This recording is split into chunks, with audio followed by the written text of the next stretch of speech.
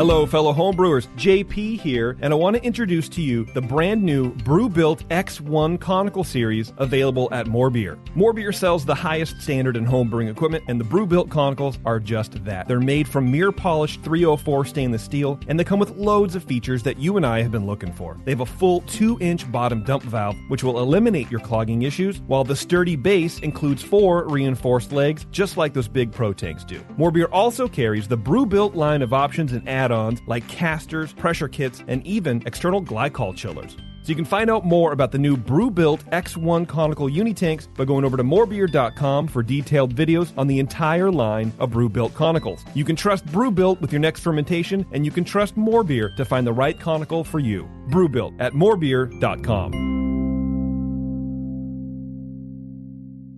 Today's Sunday session is brought to you thanks to the fine folks at More Beer. Visit them right now at morebeer.com.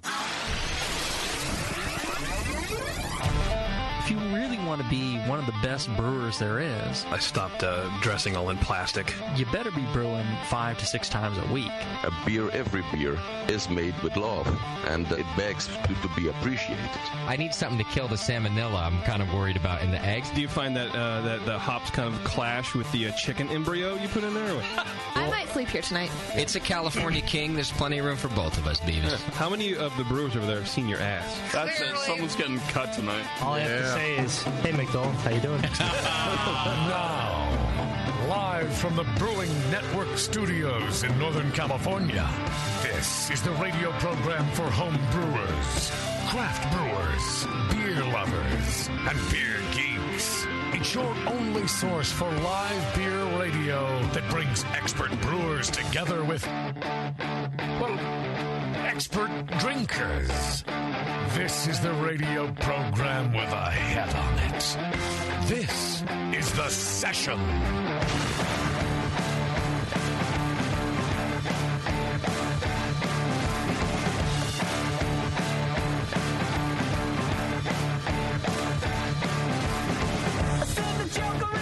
Greetings, homebrewers, craft beer fans, the rest of you who are forced to listen to this show because your significant other's listening to it in the car right now. Right. Spouses on one side or another of the home brewing equation. Yeah.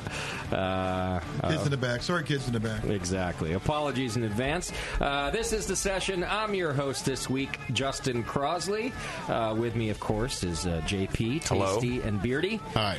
Got everybody in here for, I think, what is going to be a momentous show. Yeah, I agree. I'm looking forward to it.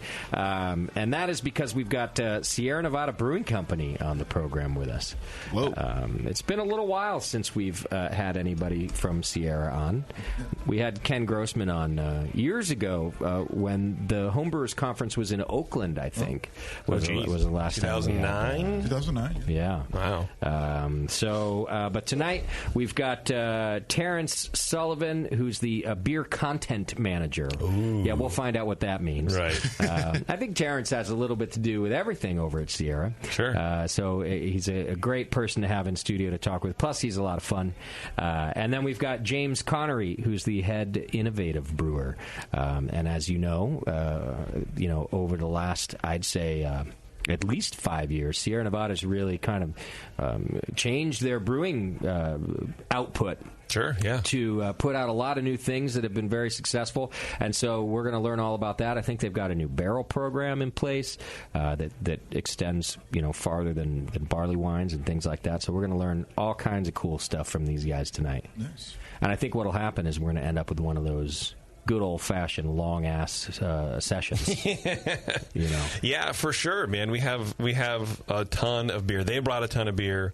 They brought a ton of people. And with Sierra Nevada, with the amount of beer that they brought and the different types of beer that they brought, a lot of breweries are focusing on like maybe 2 or 3 styles. And they'll have 5 or 6 beers, but they're all essentially the same beers. That's not Sierra Nevada.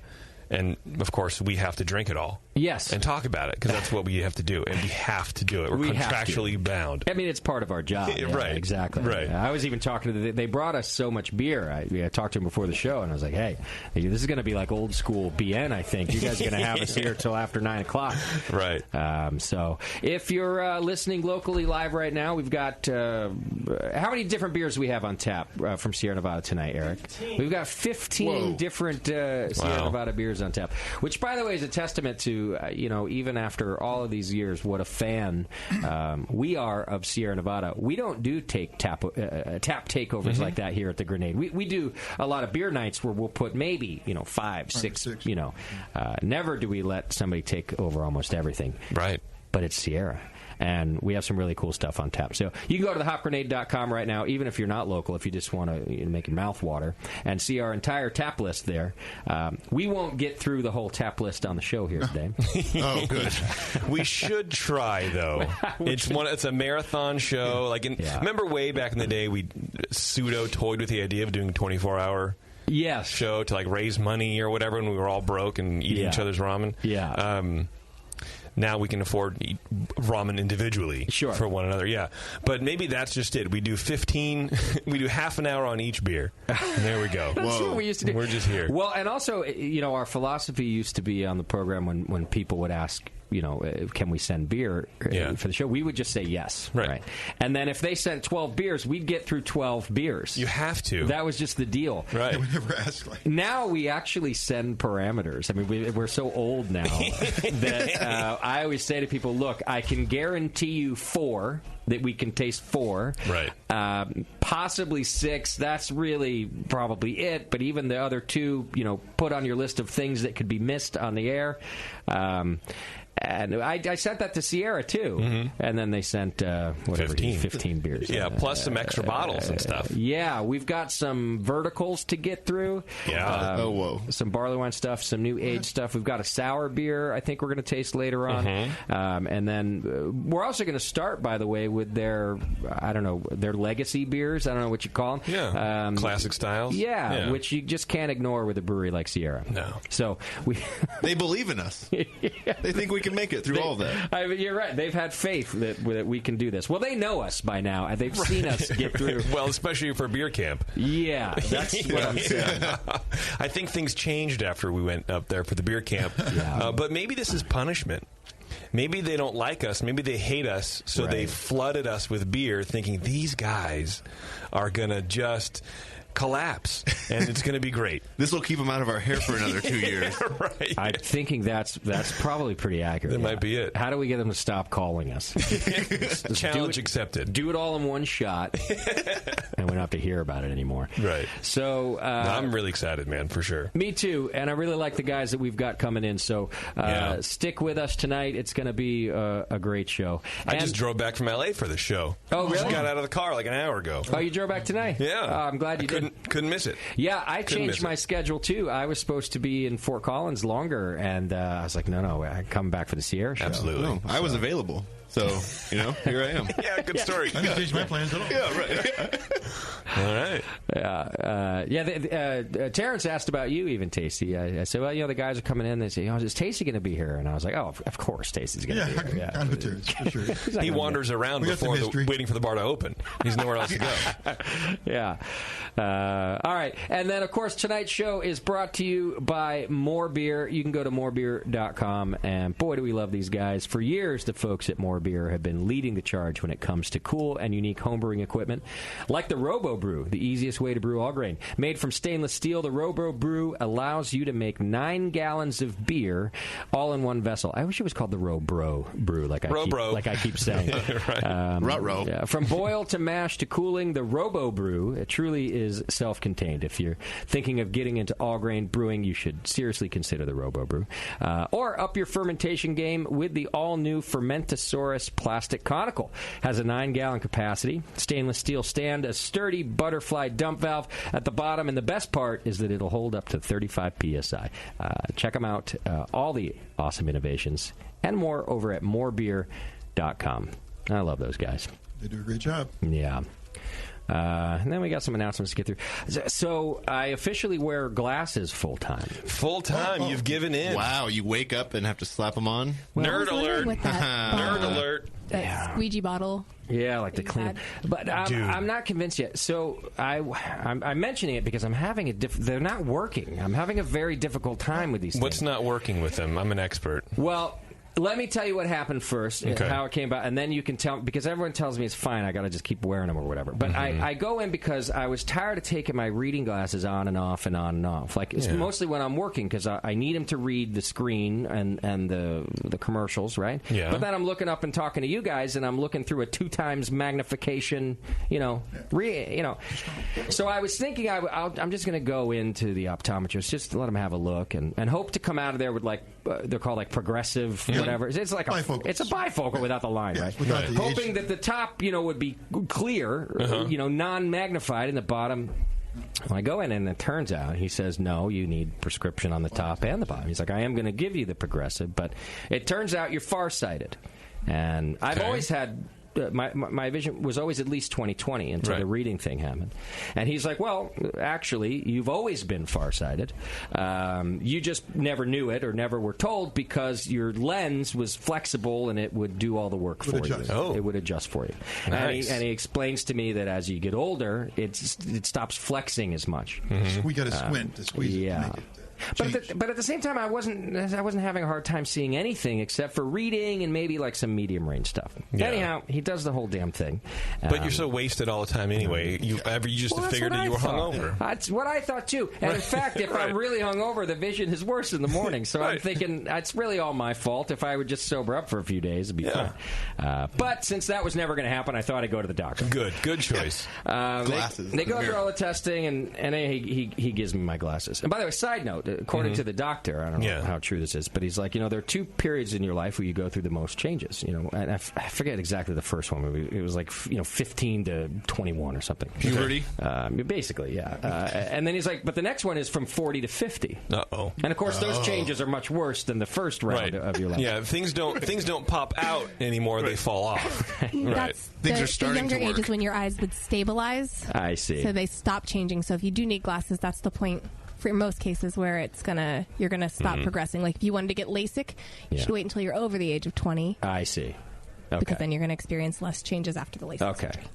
Well, and then so he was explaining the 40 to 50 thing to me too, because he was saying so you might need to keep getting prescriptions until you're about 50. Right. But then it stabilizes again. Like I don't know, the atrophy doesn't happen as much. I don't know what. All right. Anyhow, this is what this guy said. All right. So anyhow, he gives me these glasses. Now to your question. Yeah, this guy. Yeah. So I get the glasses, and I can see worse now. Like, everything is like in a fishbowl. It's all distorted and weird, and I can see fine if I take them off, when I'm looking at anything except for text. Let me see them. But they tell me that's just going to take a few days for my eyes to get used to it. Does the floor look weird as you look out? The floor looks like it's a different distance than it should be. Yes. You'll get used to that. Okay. That's pretty common. Well, also, are you looking right through? If you're looking right at the center, that's going to be where the progressive starts. They have to be placed right on your face for progressives to work.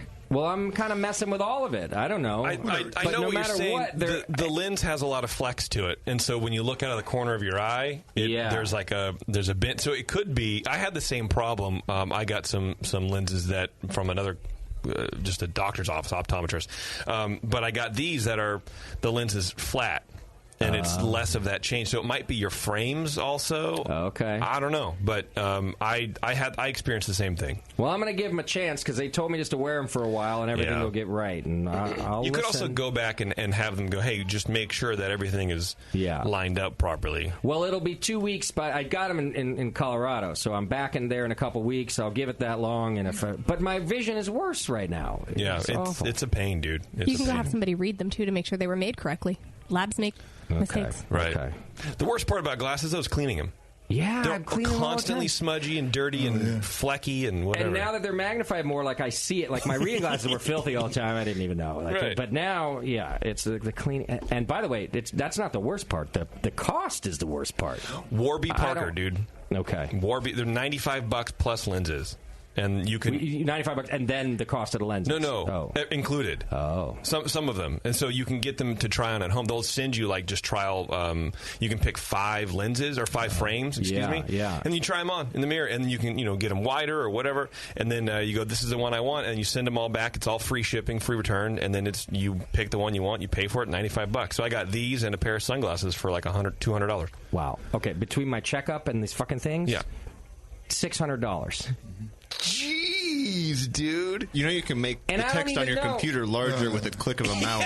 I've been doing that, but it doesn't. It's still a thing. Yeah. But it's not just that. It's at a restaurant. It's at anywhere I'm at. Go back, have them checked out, and then maybe you can get a refund and then get your prescription and just go to Warby Parker, dude. Not to plug anybody that we don't get any money from, but because they also didn't tell. Like here's what they did. They're like, so it's these special lenses that are made this way, and then we're going to put this anti-glare on there. Polycarbonate. This on there, right? Ooh, but I never got glasses before. Guy. So during that time, I'm just like, that sounds great. I don't like scratches. Let's go. I get the invoice. Well, each one of those options they mentioned is another $100. Yes, right. Well, it would have been nice had they said, would you like this option for $100 and this option? But they just sort of listed it off and then handed me my bill. Yeah.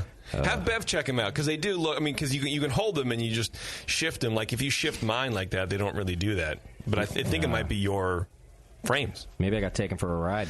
I don't know. Yeah, your eyes are fine. That's what I feel like. I almost want a second opinion even about the whole farsighted thing because go to like a Walmart or like Costco. Good. Yeah. I think they have cheaper walk-ins. I'm going to have to figure this out. Do it. Right now, y'all look like crap. As opposed to... I feel pretty good, so I don't know. Okay. Either I'm calibrated wrong now. I don't know. I think you're distorted. There's something wrong. Yeah, everything's strange. All right. Well, that's enough about me. How about some announcements? Let's do it. Drake's Brewing Company is going to bring our announcements to you today, and their Apocalypse release is coming up. It's this Saturday, February 3rd from 1 to 5. It's also an Imperial IPA festival that has a bunch of great breweries like Beechwood and Fieldwork and Faction and Kern River, Boneyard. Danville Brewing will be out there. So go to drinkdrakes.com right now. You'll be able to click on Apocalypse Day right there and be able to purchase tickets. General admission is only $35, or you can go for the VIP package, which includes early entry, tastes, and then also bottles of their Apocalypse to go. So it's and 10% off all merchandise. It's a good deal. You go over to drinkdrakes.com. Tasty, you going to go out to Apocalypse Day this year, you thinking? Or no, it's the same day as the Evil 3 release. Oh, okay. Otherwise committed. Got it. All right. Well, go check them out, drinkdrakes.com. Also, speaking of beer events, and Drake's is a sponsor of ours for this one, Spring Brews Festival tickets are now on sale. Oh. Yeah. You go to thebrewingnetwork.com, and you'll see the event right there, very large on the homepage. There's like a hot girl holding a Springfest glass. You can click on her, and you can purchase tickets to the event. It's Saturday, March 31st, the last Saturday in March. It's our 9th year doing this, Tasty. You believe that? That's amazing. Yeah. So go to thebrewingnetwork.com and get your tickets early. You never know when we're going to sell out. So you can go into our store and support us by buying some merchandise. A few things are still on sale, but we did a pretty good job of moving a lot of that merchandise. There's a couple new designs in there, including new Sour Hour shirts. You're going to want to check those out if you're a fan of Jay and Moscow's show, The Sour Hour. Cool shirts in there. It's a great way to support their show and keep it on the air, too. Also, you can support us by doing your Amazon shopping. Just click on the Amazon links on our homepage and then shop as you normally do. Or you could subscribe and join the BN Army. You do that for as little as $2 a month, and you're entered into the More Beer monthly donation giveaway, which is a chance to win $100 to More Beer. Plus, you get our newsletter, first dibs on private events and tickets that we do every now and then, and a lot of great ways to support us. Thanks to all of you that do. All right. Get information and things over on Twitter, Facebook, and Instagram. But no stuff. Don't go looking, expecting stuff. No, I think we dropped the stuff. Only things. Yeah. Thank you. Can't get that there. All right, and then send your feedback and show ideas and any other way you want to get to us. Best way to do that is through feedback@thebrewingnetwork.com, and we'll take note of those things. And if you just want to send weird things to Bevo, that's bevo@thebrewingnetwork.com. That's right. 4 E's. Send me show ideas. Yeah, show ideas. There you go. All right. We have a Twitter game today? We do. Good. Twitter game is brought to you today by the Wine and Hop Shop. You can go to wineandhop.com, and they've been locally owned and operated for over 40 years. Listen to Jamil's advice and shop at your local homebrew shop. And maybe for you, that's the Wine and Hop Shop. Half the staff there is brewed professionally. And Brewing Network listeners get an $8 flat rate shipping on orders under 50 pounds. Just enter BN shipping in the notes field of the shopping cart, and the discount will be taken after you check out. Most items ship within 24 hours. It's the only place to get Wisconsin Hop Exchange and Gorst Valley hops grown right there in Wisconsin. And all AHA and local homebrew club members get a 10% discount. They got over 100 varieties of hops, 100 varieties of yeast, and over 75 types of malt. 15 varieties of hop rhizomes. They're also a Blickman engineering retailer, so they've got it all over there. Go to wineandhop.com. All right, what's our Twitter game? Well, I don't know if anybody really knows this. I'm sure everybody in the homebrew community was dumbstruck when they heard that Charlie Papazian is finally retiring. I heard that. I read that. Right? Yeah. So my question is, what is he going to be doing with his free time now? Good question. I thought so, too. Yeah. I thought so, too. I'll be interested to find out what unique answers we get about our old friend Charlie. Right? So I sure hope we still get to see him around at different events and stuff. Yeah. I can't imagine he stops going to some of the beer things. He just doesn't want to work so damn much. Right. If it were me, I would just go and present awards and then fly around the world in the first Tesla airplane. You know what I mean? Yeah. That's what I would do. I wouldn't even do the awards presenting. The poor guy got to stand up there for 3 hours. Yeah. I would do the awards mingling. Maybe afterward you go and say thanks and hang out at the GABF, but even that would be the first thing I dropped off my list. I would love to, or maybe he just intros it or something. Right, he does the State of the Union before the GABF, give some numbers, do some things. That I would do. Kiss some hands, sure, shake some babies. And if I were him and or the Brewers Association, I would allow him to do that well into dementia. By the way, not that that's coming anytime soon, Charlie. Don't get me wrong, but it happens eventually. It happens eventually, and I feel like we all love you anyway. Yeah. So anything you set up there, we'd listen to. 2045, we had 38 rocks, and this grew by 49 purples. Yeah. And you know what? We'd all stand in that audience and cheer. We go, virtually. We're plugged in with our neural uplink. We're not there. It's just a big chat room, in cyberspace, and we'd throw emojis. Yes. Yay. Yes. Or we cryo-freeze him now so that he's sure to be around a lot longer. Because boy, does everybody love Charlie. Hey, they do it with hops. They can do it with Charlie.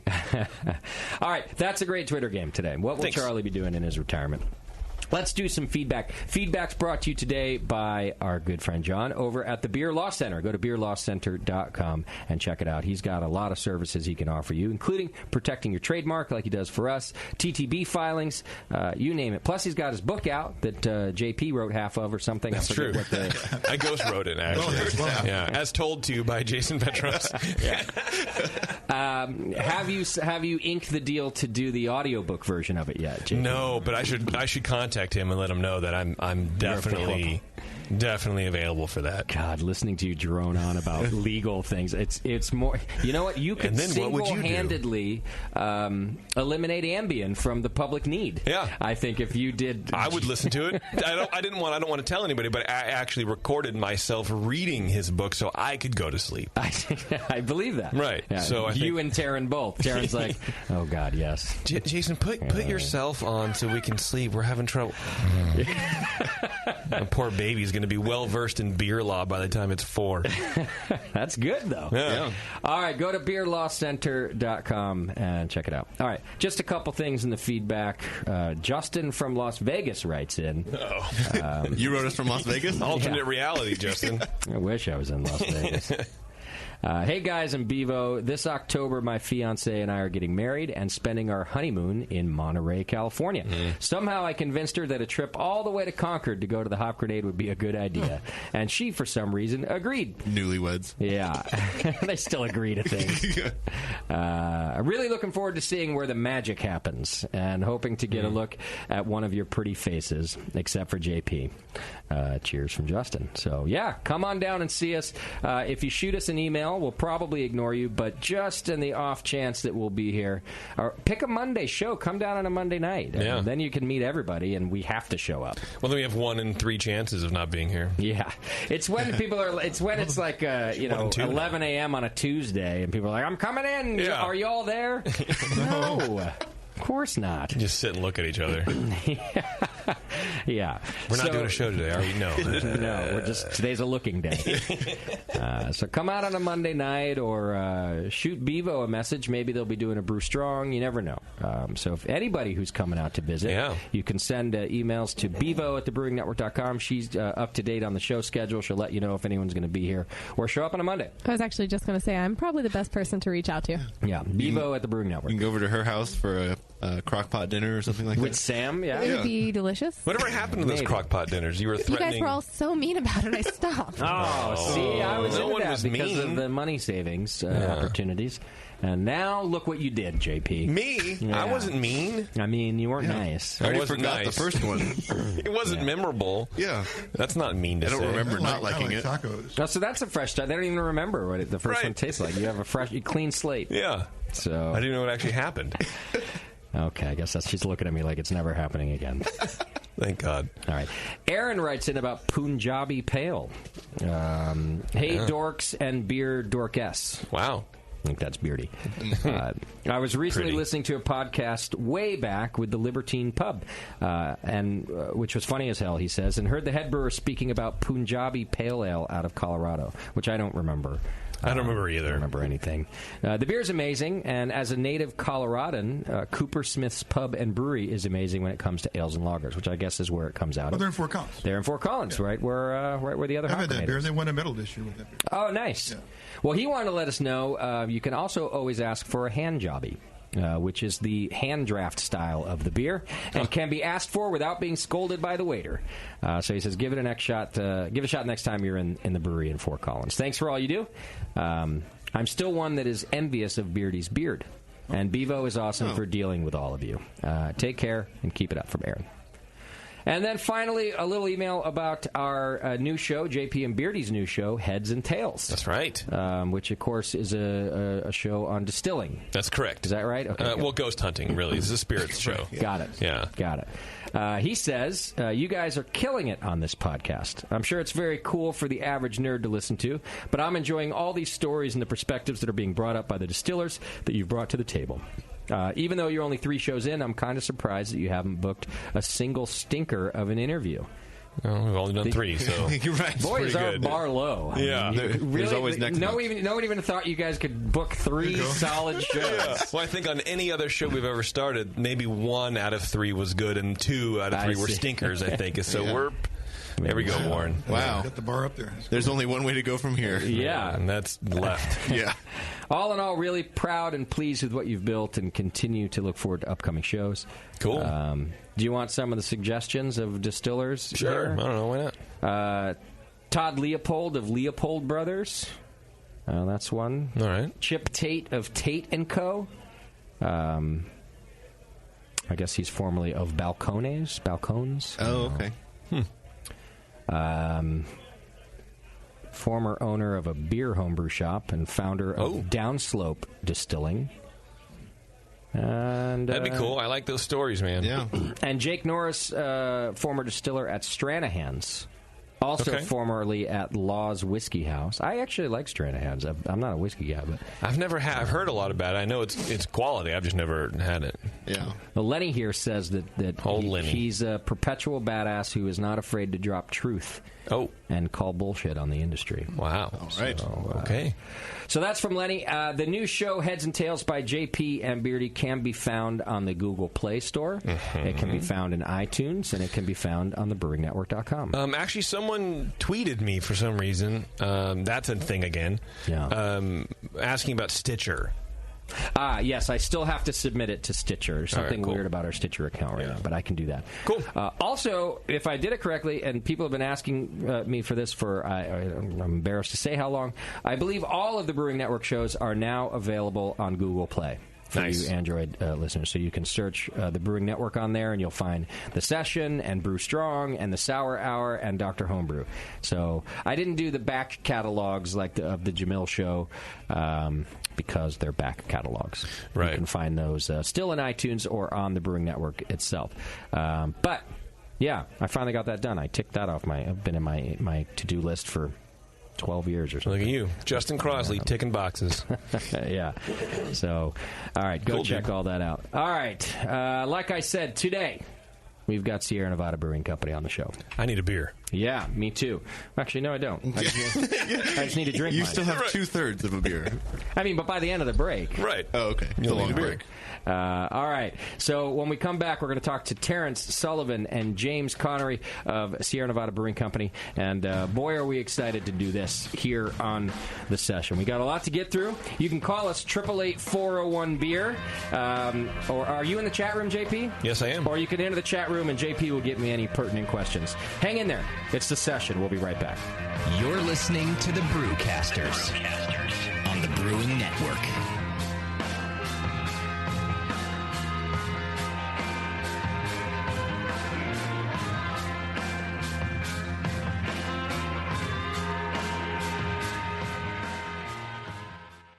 Your brewing water can be a mystery. If it's good enough to drink, it's good enough to brew with, right? We all know to perfect certain styles of beer, proper water chemistry is vital. But running water tests can be complicated and expensive, but not anymore. Industrial Test Systems is proud to introduce the new Smart Brew water testing kits, incorporating the exact iDip Smart Photometer system. The only photometer on the market that harnesses the power of the smartphone and runs water tests without you doing a pile of calculations. The iDip features two-way Bluetooth communication with the brain of the system, which is its own multilingual app. This allows limitless possibilities, including lab accuracy, free upgrades, test customization, over 35 available, mobile sharing, and more. You can keep a detailed history of your results, email your water report to other brewers, or share it on social media. Visit smartbrewkit.com now and learn more about the iDip photometer and all the tests it can do for you. Are you a member of the White Labs Customer Club? If not, you should be. It's the easiest way to earn free stuff for turning in your old homebrew labels from either Vials or Pure Pitch. All you have to do is save your labels and redeem them for things like free yeast, an exclusive White Labs t-shirt or sweatshirt, and even the opportunity to brew with the yeast man himself, Chris White. Signing up is easy. Just go to whitelabs.com/customer club, fill out the registration form, and then mail in your labels. They will return the favor by sending you awesome White Labs swag. Go sign up today at whitelabs.com/customer club. White Labs, pure yeast and fermentation since 1995. The 21st Amendment. Watch out! Do you like beer? They make beer. Watch out! Do you like friends and fun? They make friends and fun. Watch out! Do you still like to have a good time? The 21st Amendment. Watch out! The 21st Amendment in San Francisco, located at 563 2nd Street, 2 blocks from the building where baseball is seen and played. Try their beers in the pub or try them in the can, featuring Monk's Blood. Made with real monk. Watch out! So why not have the best time of your life? Go to the 21A and Sean Sullivan will personally greet you with a can of Monk's Blood. The 21st Amendment. Watch out! This advertisement is not in any way affiliated nor associated with the 21st Amendment Bar and Pub, nor its subsidiaries or affiliates. This telecast is not copywritten by the 21st Amendment for the private use of the Brewing Network. Any use of this telecast without Jamil Zainashev's consent is prohibited. Suck it, JP.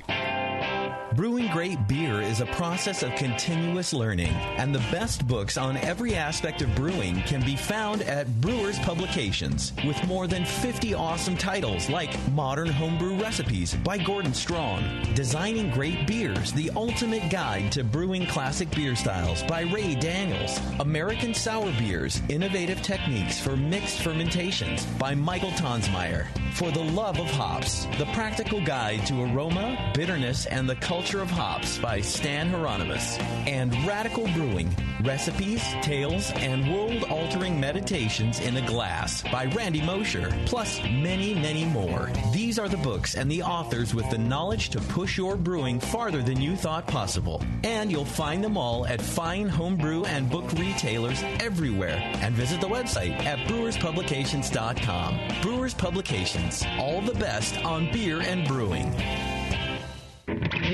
Marin Brewing Company in Northern California has been making award-winning beers for more than 25 freaking years. Today, I want to tell you about their new 12-ounce cans of Mount Tam Pale Ale. The good stuff. Mount Tam is bright gold, 5.5% ABV to keep you feeling good, and has been winning awards since 1989. If you're visiting the Bay Area, get your butt out to Marin Brewing Company. They pour tasty beers and serve great food every day until midnight. Come in for a tour, stay for the food, and pick up a 6-pack of cans of Mount Tam Pale Ale to enjoy at home, camping, biking, or whatever the hell you do. Owner Brendan Moylan has this to say about Marin Brewing beers. It's freaking awesome. Marin Brewing has won more than 100 gold medals in international competitions. Check out marinbrewing.com for all their award-winning beers, food, and merch. Marin Brewing Company in Larkspur, California. Award-winning taste, refreshing finish. It's freaking awesome.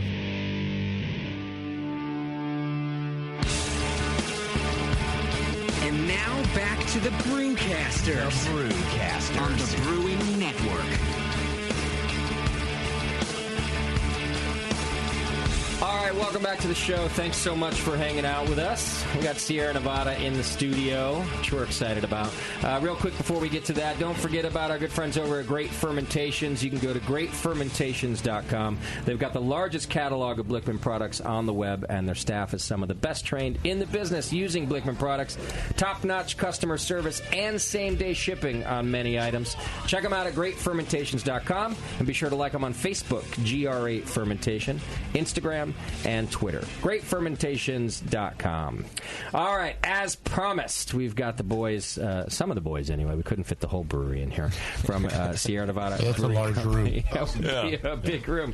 But we do have Terrence Sullivan, who is the beer content manager. We're going to figure out what that means. I have no idea. None of us know. Yeah. Nobody knows. Nobody knows. I'm sure that Terrence invented that title for himself. And then we've got James Conery, who's the head innovative brewer, which that one at least makes sense. Kind of. Yeah.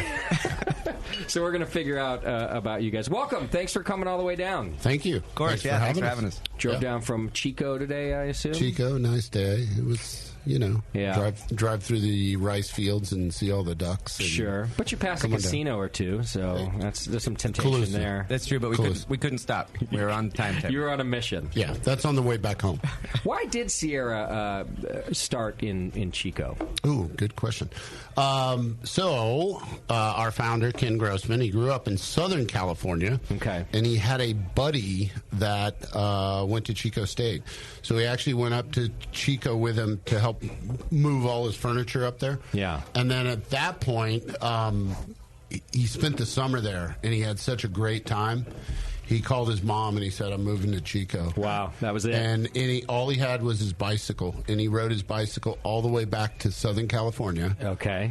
What? Wait, no. Wait, I almost took that at face value. Okay, no. He did. He rode it partway there and hitchhiked some of the way, but he ended up trekking all the way back to Southern California with his bicycle. Loaded up a trailer and moved to Chico. That's amazing. Pretty cool. Yeah. Because, back then, that was Chico was the party town. Sure. Right? Playboy magazine rated party town. Right, but that doesn't seem like Ken's MO, really. He's out hiking and biking and whatever else, but choosing the party town. He does a few. Okay. He parties. Okay. All right. Don't let him fool you. Yeah. No, I've partied with him a few times. So you can party with the best of them. I see. All right. Yeah, I was just curious how it ended up there in the beginning. And you've been with the brewery now, what, almost over 20 years? 24 years this May. Wow. Yep. James, how long have you been there? Oh, God. 7.5. I'm going to use half years because I'm not over 10 yet. Okay. Yeah, right. James, you don't look old enough to have been there for 7.5 years. He started when he was 14. Yeah. I'm basically slave labor. Well, child labor laws in farm towns like Chico are a little vague. It's vague. It's all right.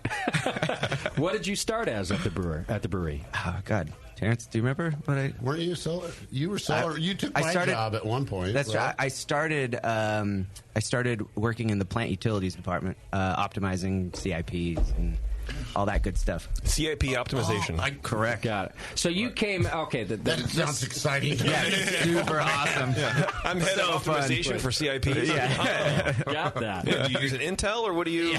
How's the Dell blowout going? What's happening? You used a swab on the side of the tank. Yes, it's clean. It's clean. Well done. More caustic.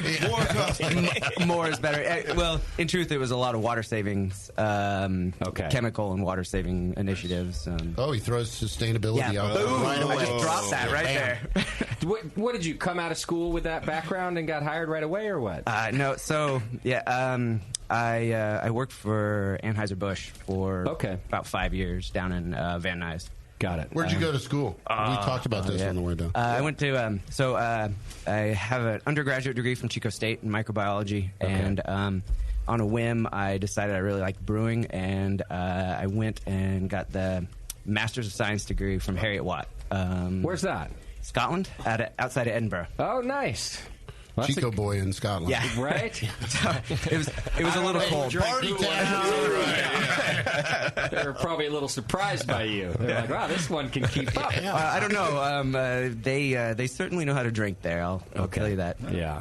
So you go to school for that and then get picked up by AB right after, or what? Yeah, when I moved back to the States, so I got married. 5 days later, we moved to Scotland. Got it. Super awesome. My wife will tell you it was the best honeymoon ever. I was going to say, your honeymoon is moving.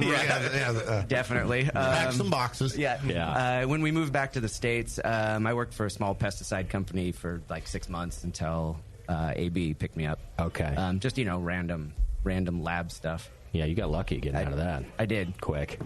Yeah. How'd you like working for AB? I would imagine that it's pretty interesting, your field there. So it was, I worked for AB before they were bought out from InBev. Okay. I do have to say, I loved working for the company, and I know a lot of people, especially in our line, bag on them a lot. Sure. I'll just say they know they're. Can I say shit on this? You can. Yeah. Boom! First F-bomb. I did it before Terrence. Shit. Damn it. JP, I owe you $20. All right, you're good for it, I know. I had all my money on Terrence. I beat him to it. Well, truthfully, they're very, very good brewers in what they do. And so, I learned everything about process management, working there, and people management. Okay. There's nothing like training for 2 weeks and then getting told you're running graveyard shift with a bunch of guys that are older than your father, walking in and having them screaming at each other because they don't like the radio station. That was my first day on the job. Wait, I do that every day. I've had a union job before. That sounds familiar. Yeah, it was right on.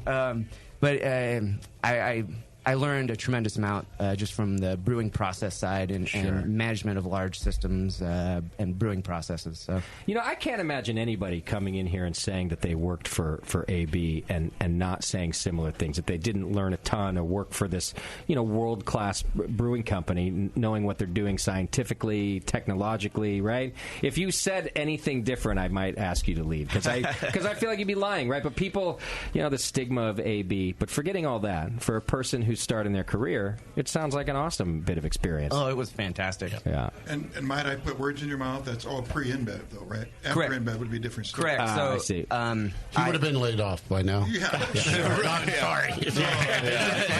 I'm surprised I haven't been laid off from my current job. Well, the show's We've young. thought about it. And here we go. Ken, are you listening? Actually, that's why we have the show. We're here to talk to you. It's an intervention, and you've been made redundant. Damn it. No, I did get through the buyout. I worked before and after. Okay. And I was actually offered a job at Sierra Nevada, and I. That's your hometown. Yeah, and I grew up in Chico, so Got it. It was always like, it sounds sappy, but it was always my dream was to what can I do so that 20 years from now I can get enough experience to where Ken might want to hire me. Right? Oh wow, yeah. And so 5 years into it, I was offered a job there, and okay. I mean, it's I truly have been kind of the luckiest person that I know, just from that perspective. I got to move back home, work at the company that I wanted to work for, that I thought might take me 20 or 25 years. We're all sitting there going, who's this whippersnapper? AB guy going to tell us what to do. And what to listen to. You're going to come and change our radio station. Hey, it's all Grateful Dead all the time. Right. Hey, James, why don't you go swab the outside of another conical and leave us alone? I got a lot of that. I was the first person hired outside the company as a supervisor. Wow. That's a pretty big deal, man. Because Sierra's big about promoting from within, and so you must have pissed some people off. I did.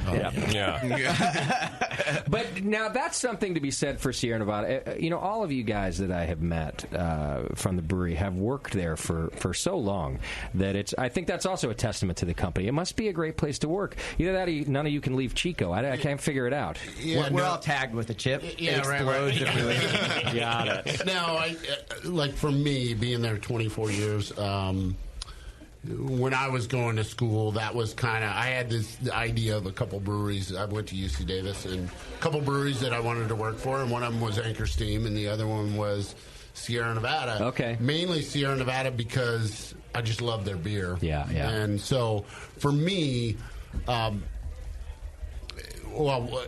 on, I found out that Fritz Maytag didn't hire anyone that came out of UC Davis because he didn't want anyone to come into his Anchor and say, "Hey, this is what we can do." It's like you learn it the Anchor way, or it's the highway, right? Right. And so Sierra Nevada, getting on there was very quickly. I found out that this is where I want to be. Sure. Ken Grossman and his family are just great to work for. They're great people. They're people. It sounds like it. Yeah, and that's what is.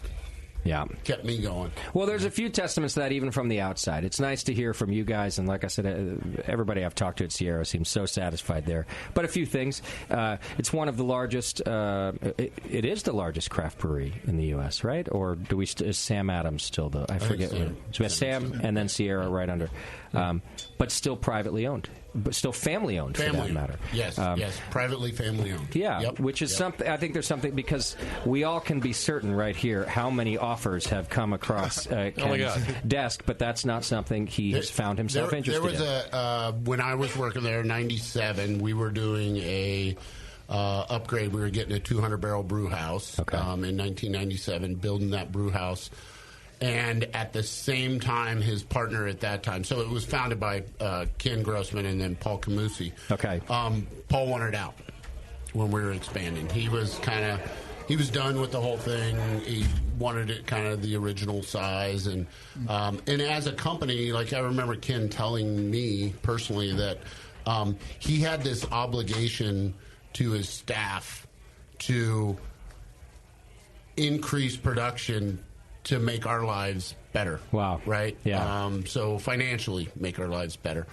So, I took that as, wow, this guy really, really cares, right? Yeah. And so then Paul stepped up and kind of like, I'm out. I want to get out. And there was a brief moment there where Ken thought there was no way he could pay for the new 200-barrel brew house remodel, or not remodel, but an entirely whole new brewery. Yeah. And also pay out Paul. And the buyout, so, yeah. Yeah, so there was people throwing money at, or, ideas of buying. And that's tempting. That's very tempting at a moment like that. I remember him sitting in a meeting going, this might happen, so you guys prepare yourselves. Okay.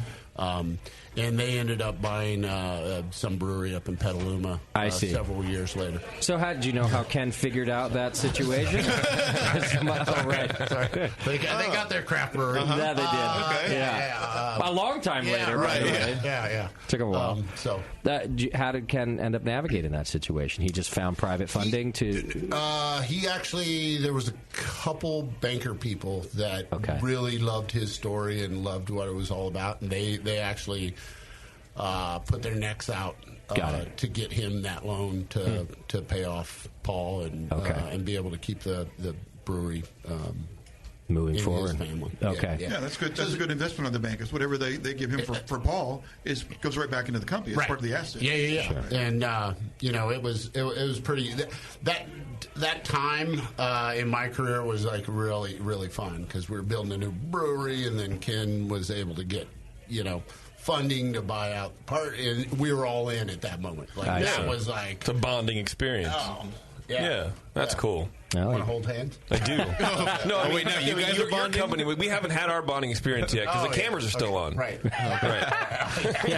But usually, we'll close. That's the why you guys want me to be here until 11. Huh? That's right. Yeah. Usually by the second break, JP starts bonding with whoever's next to him, Terrence. So. I'm the John Lasseter of the Brewing Network. Nice. We've had our bonding experience. It was called beer camp. Yeah, that's true. That's right. What happened at beer camp may have stayed at beer camp. But now you put me here. So. Yeah. Byron is here in the studio with us. He's a failed master cicerone. That's correct. So really making the boys proud back home. Yeah. Indeed. Yes. Actually, that test is enormously hard. Byron was joking with me before the show that it's not a joke that he failed, but that I could go ahead and call him out on it. But what a hard test that is to pass anyway, master. At this point, hosting you guys for beer camp was probably more difficult. Although a lot less sober, but still sure. Fun. Yeah, yes. We did have a good time. We did. Yeah. So now anything we do at Sierra Nevada, Byron comes along with us. I think he's almost more our mascot than yours at this point, Terrence. So. Yeah. Well, that's fine. Well, we'll lend you Beardy if you want. We can do a trade. So that's 2 Sierra people down. Okay. Well, let's talk about some of the beers that put craft beer on the map in America. And in fact, my listeners already know this, but Sierra Nevada was my gateway beer. And I'll be honest, I hated it the first time I had it. I thought it was terrible. But I had come from, I was coming from Keystone Light or whatever it was. Right. I showed up at somebody's barbecue and, I said, why don't you try this? It's local. It's from Northern California here. And, oh, boy, did I think it was awful. But every barbecue I showed up at, I had just moved up here. I know. Yeah. I had moved from Southern California to Northern California, so I hadn't really heard of craft beer. It turns out every damn party I showed up at had this damn Sierra Nevada on tap, and before I know, because before I knew it, I couldn't go back to the other. Oh my God! Yeah, all there was on most bars. They have 4 taps, 1 Sierra Nevada, 1 Sierra. You just take a knee and thank God. But this, and now I absolutely love it. I grew to love it very quickly. It's strange how your palate does that. By the way, almost anything that is really life changing for your palate in life, you have to beat it into submission first. Well, it's like what I always say. It's almost like salsa, right? Yeah. Like the first couple times you've had salt and like hot salsa, you're like, yeah. But then you're like, you just keep dipping the chip, and it's like pretty soon you're like, holy shit, that whole bowl's gone. Right? So, yeah. We're sort of a glutton for punishment that way. That 15 5-gallon keg is gone. Well, and look at me now. I mean, a whole career in craft beer, and it was, for me and so many others, it started with Sierra Nevada Pale Ale. Yeah, and for me personally, like, it's in my fridge. It's my wife's favorite beer. It's my favorite beer. Usually I have at least one or two every single day. Is that right? Like, yeah, and it's just I think it's a great session beer. Even though it's 5% on draft and 5.6 in the bottle, it's still a session beer. I agree. It's still a great drinking beer. Yeah. Let me ask you: do you think it's changed at all flavor wise over the years? You'd be the best absolutely judge. not. It tastes exactly the same. Well, it's funny because I hear. So I had some friends that went to Chico State back in the '80s, and they talk about the early days of when you would get a keg of Sierra Nevada, and like they had they had quality standards, right? But they didn't have the means of having everything in place that we have today. Okay. So a lot of times, like you would go to a kegger, and it was like the first 4 pitchers were slugs of yeast, and then there's beer, let's go. Now we can start. So it has changed a little bit. Okay. I would say in my career there, it's changed very little. Really? In James is on our sensory panel at the brewery, and every week we actually go through and we do this test called True to Type, and it's how true is. And we taste beers because we have our facility in Mills River, North Carolina, and we have Chico, and we actually cross-reference, and we look at how theirs compares to ours. And early on, that was a little shaky. It was a little difficult. It would have to be, I assume. Yeah, flavor match. You got different waters. But that whole true to type is it wavers on a very small scale. And of course, we're not to toot our horns, but we're trained tasters on this particular beer. Sure. So you can find Different memory of that beer. nuances, right? But generally speaking, it's across the board. And that's why I'm asking you. I've been drinking it for as long as you have too, and I'm not tasting differences. But you're tasting it every day, and so I bet there's subtle things. Yep. The hops are still the same as they ever were. Cascades, we swap out bittering hops. Okay. Up and down. Sure. We waver between Pearly and Magnums, but always Cascades in the finish. You're really just looking for alpha acids in the bittering hops, so it almost doesn't matter there? Yep. Okay. Yep. What about when, or maybe you're already doing it, this very late hopping and whirlpool hopping has been the thing for years. Did you never switch to that? Nope. Or no? Nope. Okay. Yeah. What's your what time do you put in your aroma addition in this beer? For instance, like 5 minutes, James, 10 minutes. Do you know? I'm just curious because it's still a very aromatic and flavor hop forward beer. I think it is. Third edition's 10 minutes before Kettle Strike. Okay, and then we add a ton right at Kettle Strike. Right at Kettle Strike. Got it. Kind of mix that in and get it going. Okay. So. It's a wonderful beer. I still love it. Yeah, and it's the bottle beer. So those that don't know it, the draft is slightly different than the bottle beer. Bottle beer is actually bottle conditioned, and so we add during the packaging we add a little bit of yeast, a little bit of sugar, and it goes through similar to what champagne goes through. It goes through a bottle conditioning process. In our warehouse, sits for 14 days, and then hits the road and gets out on the shelves. So, why do you still do that? It seems more consistent to just get that carbonated ahead of time and put it in the bottle like everybody else. Yeah, well, a lot of the newer people at the brewery, they're like, God, that's a pain in the ass, right? But that goes it goes back to keeping it consistent because it definitely would change the flavor profile. Okay, that's a good point of the beer And I mean, we have spent the last 30 years being consistent, learning how to be consistent with it. So, I mean, if it's one thing that we are really, really dialed in and good at in our filtration process and bottle conditioning is making sure that we have the correct cell count and the correct sugar amount. And we have years of data looking at an alcohol percent pickup of 0.1 variation and so it's I mean we have it dialed in, but it would change the flavor profile for sure. We actually there was a point when I was working there we actually toyed with that idea and we actually took our draft style which is not bottle conditioned, and we actually threw that into bottles. And everybody was like, "Whoa, that is so different!" Because you get a real nice fruity characteristics and kind of a.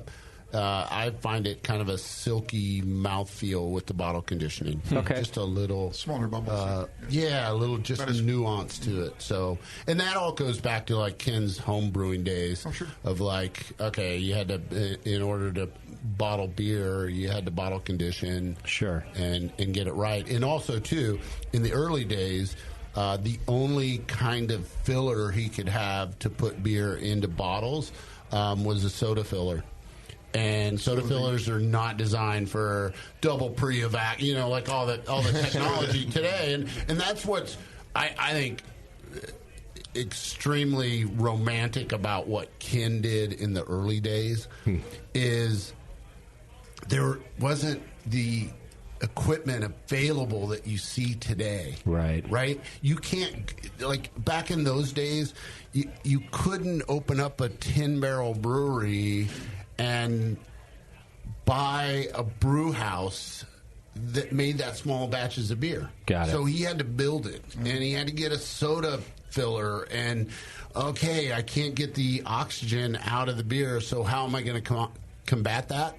I'm going to add yeast to the bottle. And I'm going to bottle condition because the yeast will suck up all that oxygen. It won't oxidize the beer. It won't make the beer stale really Extend fast. the shelf life so those hippies can take it all over the country, right? Right. Yeah. Why That's what they did. Yeah. Why have the draft version be different then? Why not do keg conditioning? Okay, so I told this story out. I always had this story in my head that it was because it's just more quaffable. You can drink more, and it's a pitcher, and and in Chico, like those that remember Chico back in the days, you used to be able to get a pitcher for like $1, and you would just drink it to your head, right? I'll take a pitcher. How many glasses? Just one. That's all I need, right? None. Yeah, right on the pitcher. But it was mainly there were some states back in those days that required any draft beer had to be 5% or lower. Oh, so Texas was one of the main ones. That makes sense. Yeah. Okay. Well, and one of the reasons I asked about the consistency of stuff, the Wild West of brewing that you're talking about that Ken had to sort of figure out. There's a lot of emerging craft beer markets around the world right now that are experiencing actually the same thing. And, of course, it's not that the technology isn't available, but it's still cost prohibitive. And in some places, it is somewhat unavailable. I was just in Europe, and every craft brewery that I went to, their beer is bottle conditioned. But there's still kind of a lot of inconsistencies going on. And so I wanted to bring it up because there clearly is a way to do this right. And so even if you're stuck with doing that sort of method, it could be done right with a lab and data, of course. Make sure you're collecting data about how those bottles are being produced. South America is an emerging market right now. China is a massive emerging craft beer market. Japan, and they're starting in some ways where Ken started in terms of how they have to make the beer. Yeah, and I would say too is like one of the things, and I'm sure you have a lot of listeners out there that are kind of are either getting into this profession or or early on, right? And I think James would agree with me is like one of the things I learned like nearly first day on the job was you're given all these senses that you should use continually when you're making beer and doing anything, right? Anything that you're passionate about, right? So you have your eyes and you have your ears and you got your taste buds and like all that stuff. Like we can run stuff through machines and it'll tell us it's got this and that, right? But really what it comes down to is you can do a lot of that stuff yourself. Obviously, like microbial, you want to look at it and you can get an early idea like, oh, I got beer spoiling bacteria in there. Yeah. It's going to take me 2 months before I'm going to actually taste it. But never lose sight of like what you have been given the senses to really make great beer. Sure. Right? That makes sense. Yeah. Well, and then while we're talking about some of these great legacy beers, I know that one of JP's all-time favorites, right, is the Sierra Nevada Porter. Sierra Nevada Porter. Warren and I Rochambeau'd between a porter and the stout. Okay, Because you like them both. I like them both. Yeah. We like them both. We were talking about this a couple days ago. Who got what? I got the stout, and he got the porter. Because what I did is I was nice, and I asked him what he wanted. Instead of going for what I wanted, and then he just gets the chafe at the end. We drew beard hairs. Turns out mine's longer. Because Beardy was not nice. Right. Well, I don't have any long beard hairs down there, so it just... Anyway. Which one do you prefer, just as a fan, the porter or the stout? I prefer. You know what? I prefer. I used to drink a lot of the stout when I was cutting my craft beer teeth. Yeah. But I like porters a lot more. Okay. But I'm stoked, honestly, because Warren got the porter. Because the stout is good. It's coming out good, huh? And I forgot how good it is. Yeah.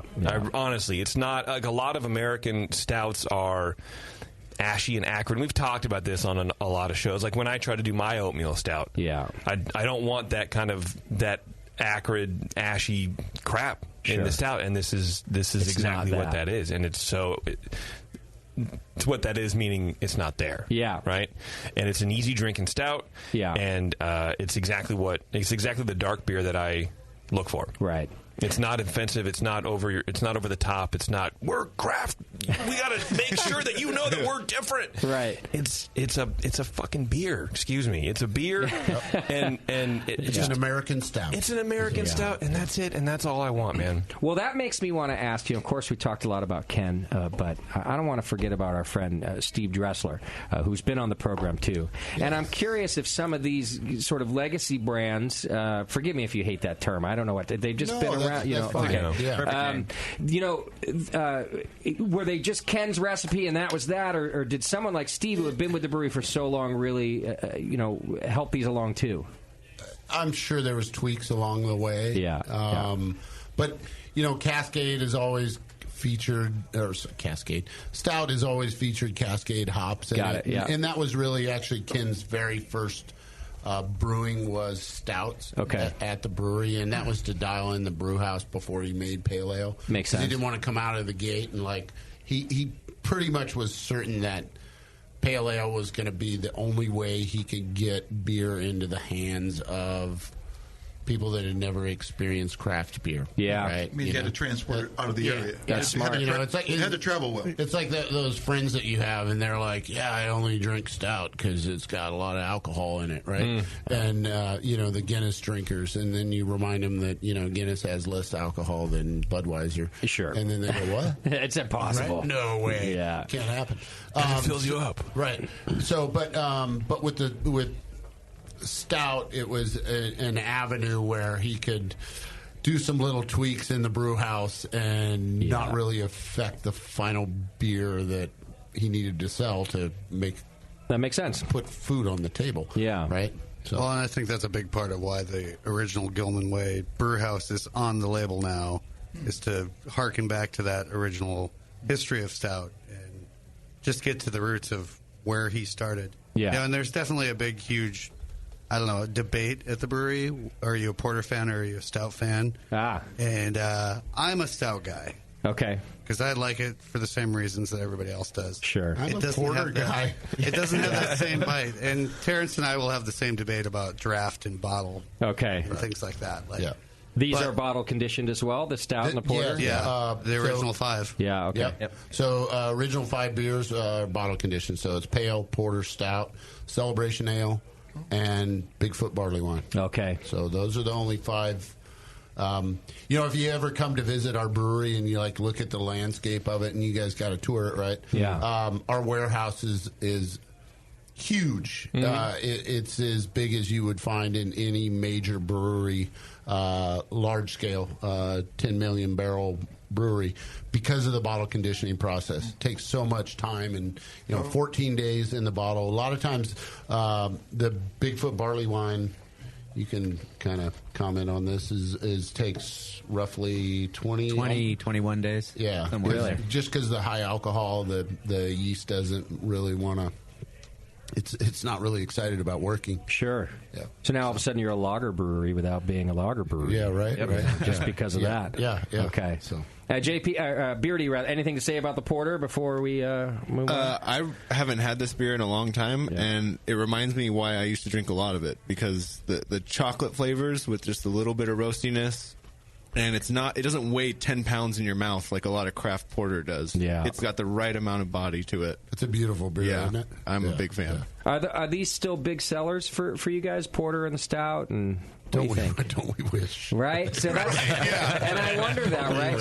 So the stout shall rise again. So if we were to look at your sales graph, for example, over the last 15 years, we would see a decline. You see a decline. But you guys... They made this Torpedo way too good. They made some other beers that right. so popular. That's the problem. Well, which we're going to talk about, too, because and you guys might not like this depiction. We're going to get into this later, but my thought is that you guys actually kind of, I don't know whether consciously or just got to the point where you caught up with the demand for Sierra Nevada Pale Ale, that you were able to now just start branching out like crazy. Because to me, I feel like you could pinpoint a time somewhere between 5 and 8 or 5 and 10 years ago where all of a sudden I'm seeing 10 different Sierra Nevada beers on tap, all of them wonderful. And I never assumed, well, they're just, all they do is pale ale. They're bored with that. I know your story. You got your years pretty. Is that about right? Fucking nailed it. I've been a fan for a long time, so I sort of watched it happen. Right. And again, I don't think it was because you guys were complacent or bored or something. My theory was that you couldn't keep up with pale ale for so long that you finally caught up production-wise and were able to produce different beers. You want me to answer? Sure, go ahead. Okay. We already dove in. Why not? Very curious. All right. I have my own. I have my own thoughts. So a couple theories behind it was 8 years ago was our 30th anniversary, and we started delving into. We put a pilot bottling line in. We started doing cork and cage, and I think that was kind of when people went, "Whoa, they can make something other than pale or porter and stout." And that got a little bit of interest. But I think also, too, the consumer was a little bit ready for... Yeah. And not that I'm probably going to offend some people, but that kind of... I always want something new. To me, the rotating tap model. Right. Well. So we're... Look at the board up here is full of different beers every night. We're old, right? Yeah. Tasty. But in order for your salespeople to compete, you can include us all in that. Except I know. That's why I just looked at him, right? But like that concept of so I'm going to tell this story because I think it's kind of cool. I like it. You guys might find it boring, but my son's math teacher. I know. That's your bonding moment, too. No, my son's math teacher came to me, and he's a part of our Alpha Hop Society Club. And we're chatting, and I'm like, hey, what's your go-to beer? What do you have in the fridge? And he's like, what do you mean? And I'm like, well, what do you put in the fridge that you can, like every night or, Yeah. And he's like, I don't have a favorite beer. It's different. What do you mean? Yeah. And he's like, I just go out and I buy something I've never bought before. Oh, I'm wow, what happens when you find that shining star? Don't you just go buy it again? He's like, no, there'll be another shining star around the corner. And I'm just like, millennials. What the hell? I'm so old. I cannot relate to that at all. Right?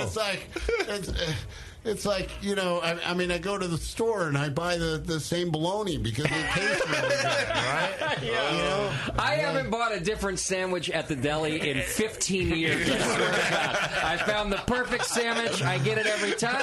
This is an absolute truth. I've seen his sandwiches. I understand that it happens. I just don't understand how. Right. That's why I don't shower anymore. I took one really good shower. Right. Yeah. You tell us about it all the time. Yeah, that's also why I'm not a heroin addict.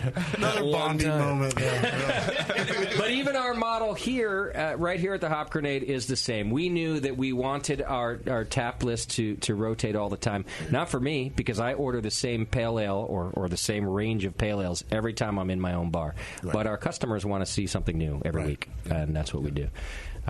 Okay, so you guys...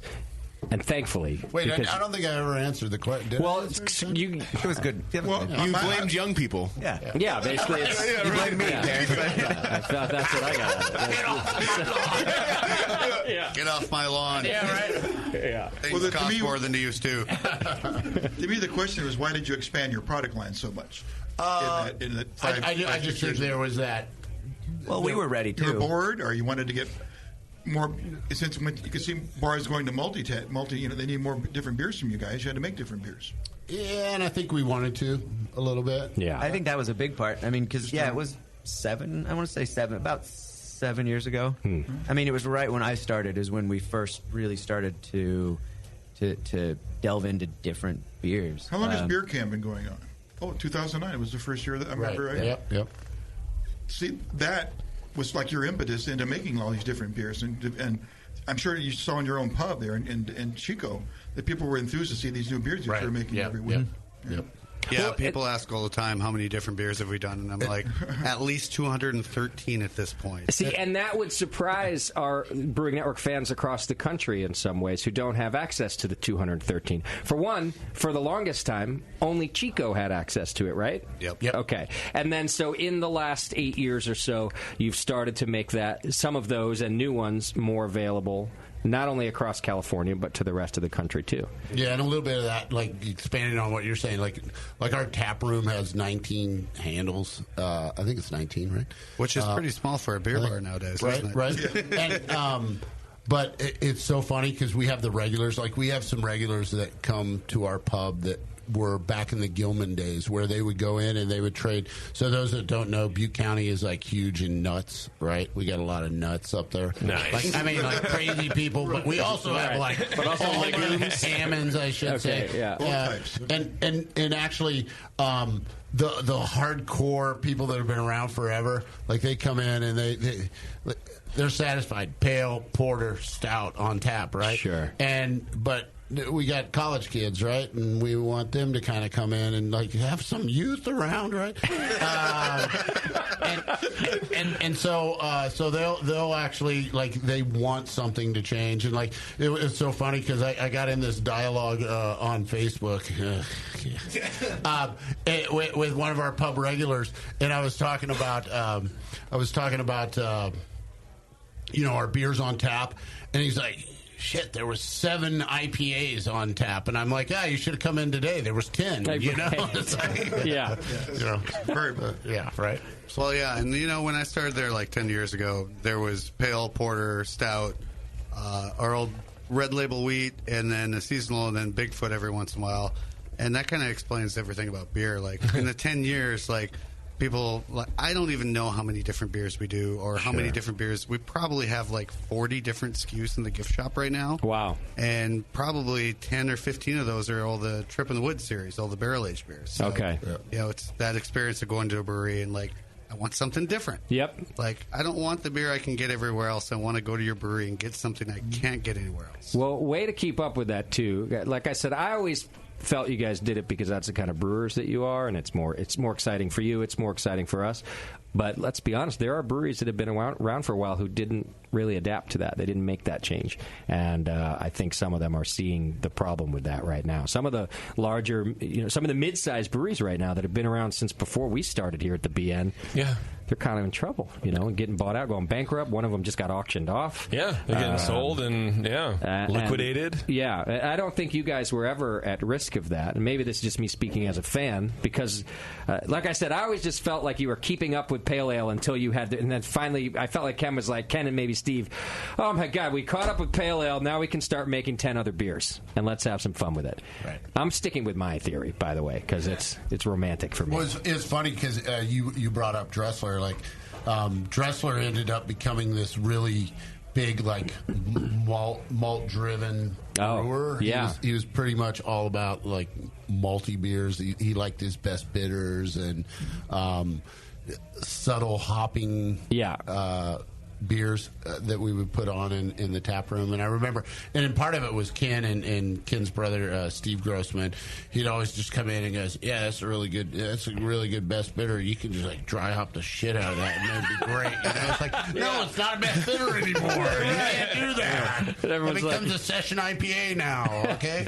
Yeah, shut up, Steve. We're doing it anyway. Quick, Steve's on vacation. Let's work with that bitter this week. All right, I got to get us to a break because we've got a lot more to do. But when we come back, we're going to taste JP and Beardy's favorite style. We're going to get into some hazy beer, which I think... That was not me. We snore the same. And one of my favorite styles, a Mexican lager. I don't know, is that what you guys just call it lager, I think, but it's kind of a Mexican lager, the Sierra Nevada. Sierra call it that. All right, so we're going to do that. We're going to take a quick break, take care of some business here. When we come back, more with Sierra Nevada, more beer to try. 888-401-BEER if you want to call in and ask any questions. You can join JP in the chat room. And hang in there. It's The Session. We'll be right back. You're listening to the Brewcasters. The Brewcasters on the Brewing Network.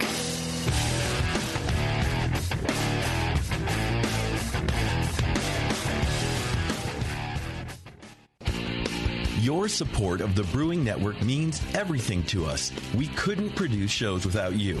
And we love giving you something extra for that support, like Brew Your Own magazine. You already know it's a great brewing magazine full of recipes, equipment how-tos, discussions of beer styles, and brewing techniques. Whether you're new to brewing and just starting out or you're an old pro, you'll always learn something from the articles in Brew Your Own. Plus, they're amazing special issues like plans for building a Brutus 10 system, 250 classic clone recipes, and the Homebrewer's Answer Book. Brew Your Own magazine and BYO.com are awesome resources for any brewer, whether for yourself or as a gift. When you subscribe or resubscribe from the Brewing Network homepage, you directly support programs like this. Get a great magazine and support the Brewing Network. Subscribe to Brew Your Own right from thebrewingnetwork.com. Do you know the three most important rules in brewing? Sanitation, sanitation, and sanitation. And no one does it better than 5-Star Chemicals. 5-Star knows sanitation. You can only sanitize clean equipment. And 5-Star knows how to clean, too. For craft brewers and home brewers, 5-Star has what you need to keep your fermenters, serving tanks, kegs, and draft lines sparkling and free of any beer-spoiling bacteria. PBW, caustic, acid cleaners, Star San, SaniClean, lubricants and defoamers, pH stabilizers, and more. 5-Star Chemicals has cleaning supplies, safety supplies, heat exchangers, pumps, hoses, and valves. And 5-Star is proud to offer eco-friendly products that exceed customer expectations. If you have a cleaning problem, you need the 5-Star solution. Visit 5starchemicals.com or call 800-782-7019. 800-782-7019 and get the 5-Star treatment today. Are you looking for a simple brewing system that's great for all grain brewing, but everything on the market seems to be full of compromises? Blickman Engineering has the answer. The Blickman Brew Easy All Grain Brewing System. The Brew Easy is a complete system with easy upgrades and a beautiful compact design, perfect for any size brewing location. At its core, the Brew Easy is built on two gorgeous Blickman Boilermaker brew kettles, a high-temperature March pump, and either a top-tier gas burner or the new Boil Coil electric heater. The Brew Easy adapter lid allows the pots to stack on top of each other, forming an efficient, strong, and compact brewing setup that comes in 5, 10, and 20-gallon batch sizes. Upgrade your Brew Easy system with full automated control by adding a Blickman Tower of Power temp controller, and make moving around easy with the Blickman Kettle Cart. The Brew Easy is modular. If you already own a Boilermaker kettle, you can build your Brew Easy by purchasing just the modules you need. The new Brew Easy all-grain brewing system. See it today at BlickmanEngineering.com and brew with Blickman quality on your new Brew Easy. Hey guys. What'll it be? I'm not sure. What do you recommend? A lot of people seem to like the Hefeweizen. Is that a German Hefeweizen or more of an American-style wheat beer? I'm not sure, but I can give you a taste. Okay, great. The Cicerone Certification Program certifies and educates beer professionals in order to elevate the beer experience for consumers. Unfortunately, not every bar is staffed with certified beer servers who can guide their customers through a beer list. Here you go, guys. Let me know what you think of the Hefeweizen. Oh, yeah. That's definitely more of an American wheat. But I can hardly tell because this beer just smells like sour butter. I wonder how long it's been since they cleaned the draft line. Yeah, and look at the bubbles on the side of the glass. It's filthy. Somebody should tell these guys about the Cicerone program. For sure. How about we head somewhere else for another beer? Your server should give beer the same respect you do. Request quality. The Cicerone Certification Program offers 4 levels of beer certification, in-person classes, and course books for beer professionals. Check them out at cicerone.org. The Cicerone Certification Program. We know beer.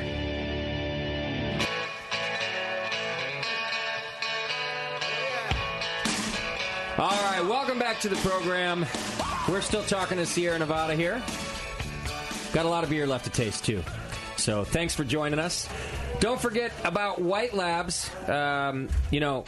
They've got that new yeast vault for homebrewers. They've had it now for a little while. And also, by the way, the makers of that WLP 001, I think, might somehow be associated with the brewery we have on the show here. A wonderful yeast, sometimes known as Chico yeast. I believe it has a good slang term for that. We love the guys at White Labs. They love you, too. They've got a collection of one-of-a-kind specialty strains, and you're able to pre-order and decide which strains are released to homebrewers.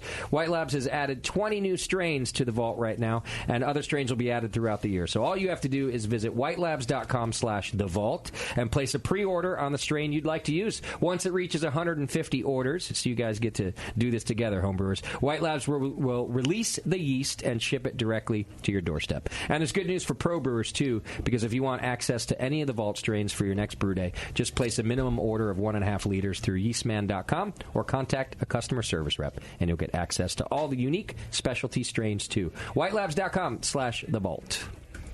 Yeah, that 001 yeast. Could you imagine what Ken would have been like a pig in shit back in the day? If he had like White Labs. Yeah, he's like right? He's like ripping open the dried yeast and like pouring it in Fleshman's yeast or whatever that was.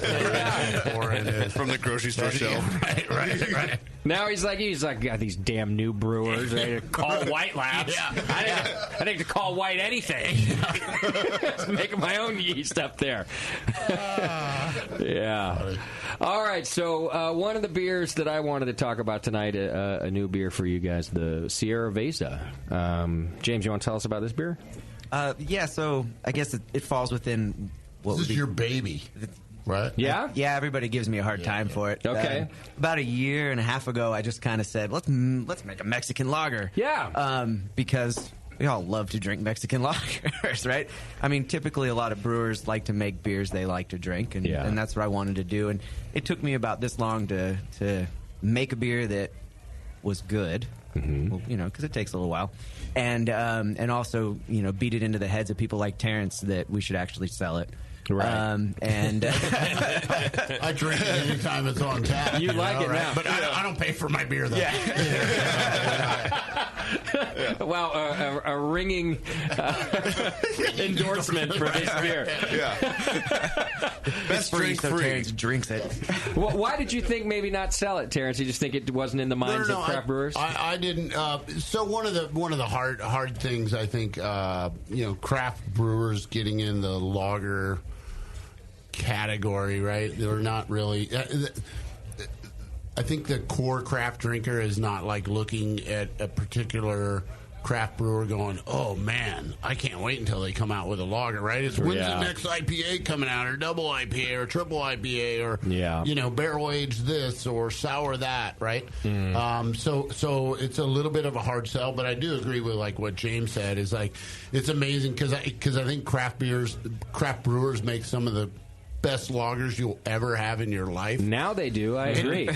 And It is. It's like strictly like the brewers are like, okay, I'm getting off work. I want something to drink. Yeah. I need like 2 or 3 lagers. Yeah. You know? That's right. As long as they're fermented cold, though. Yeah. So tell us about how traditional cold is this? filter too.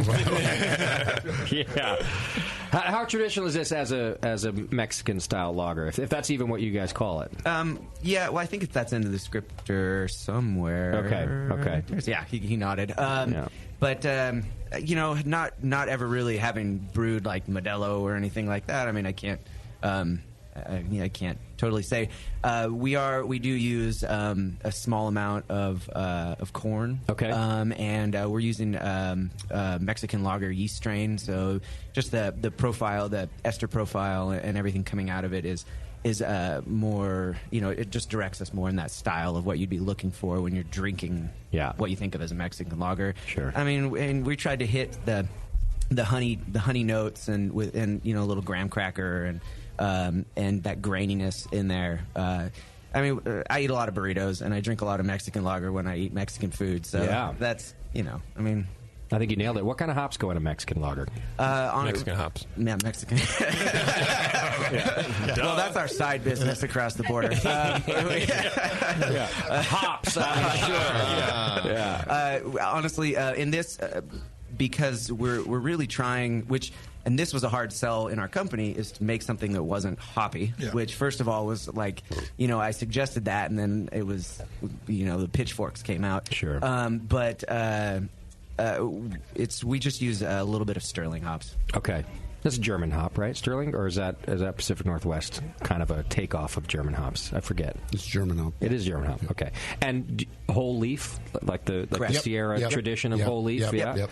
I mean, it's really trying to stick just very minimal hopping on this. Just enough to give you just a little bit of bittering, keep your boil down in the kettle. Yeah. But not, we wanted the malt and the yeast to shine through on this beer. So what's the ABV? Oh, God. This one is... So we've been playing with some, test batches. This is probably mid 4.6-ish. 4.6, 4.7. Yeah. I got it at 4.8 on my menu here at the Hop Grenade. Somewhere right around there. You nailed it. Yeah. Boom. Guess what? It's 4.8. And about 25 IBU? I think it's coming out... we're going to actually put this in the bottle. It'll come in our summer pack that will be out, when brewers call summer, which is like April. So, no, April, May, you'll see this on the shelves. Okay. It'll be in a variety pack with a Kolsch, this pale ale, and nice.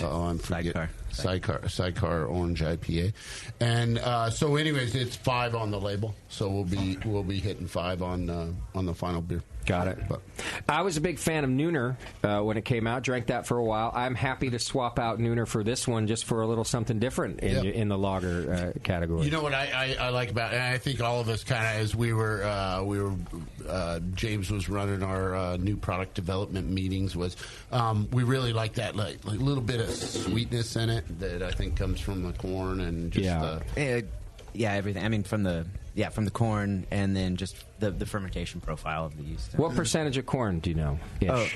Right now we're shooting for 20%. 20%, okay. And is the rest just a Pilsner malt? Yep. So just a straight Pilsner malt, 20% corn.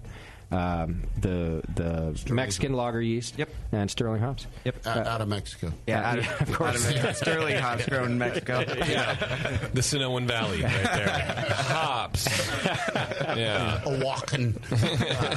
Are you using flaked corn, or are you doing a special mash for? We're using flake corn. We don't have. Very few craft breweries really can deal with adjuncts that way. Okay. Well, you used to work for one. I did.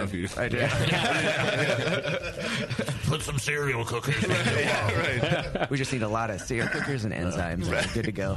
Well, I'm a big fan of the multi-packs. So you guys, we're pioneers of that as far as I'm concerned. I think Stone might have done one some time ago, but you guys have a regular release of a multi-pack. Yeah, we've actually delved into a couple different. Our first one was kind of variety pack bottles. Now we're doing actually variety pack cans.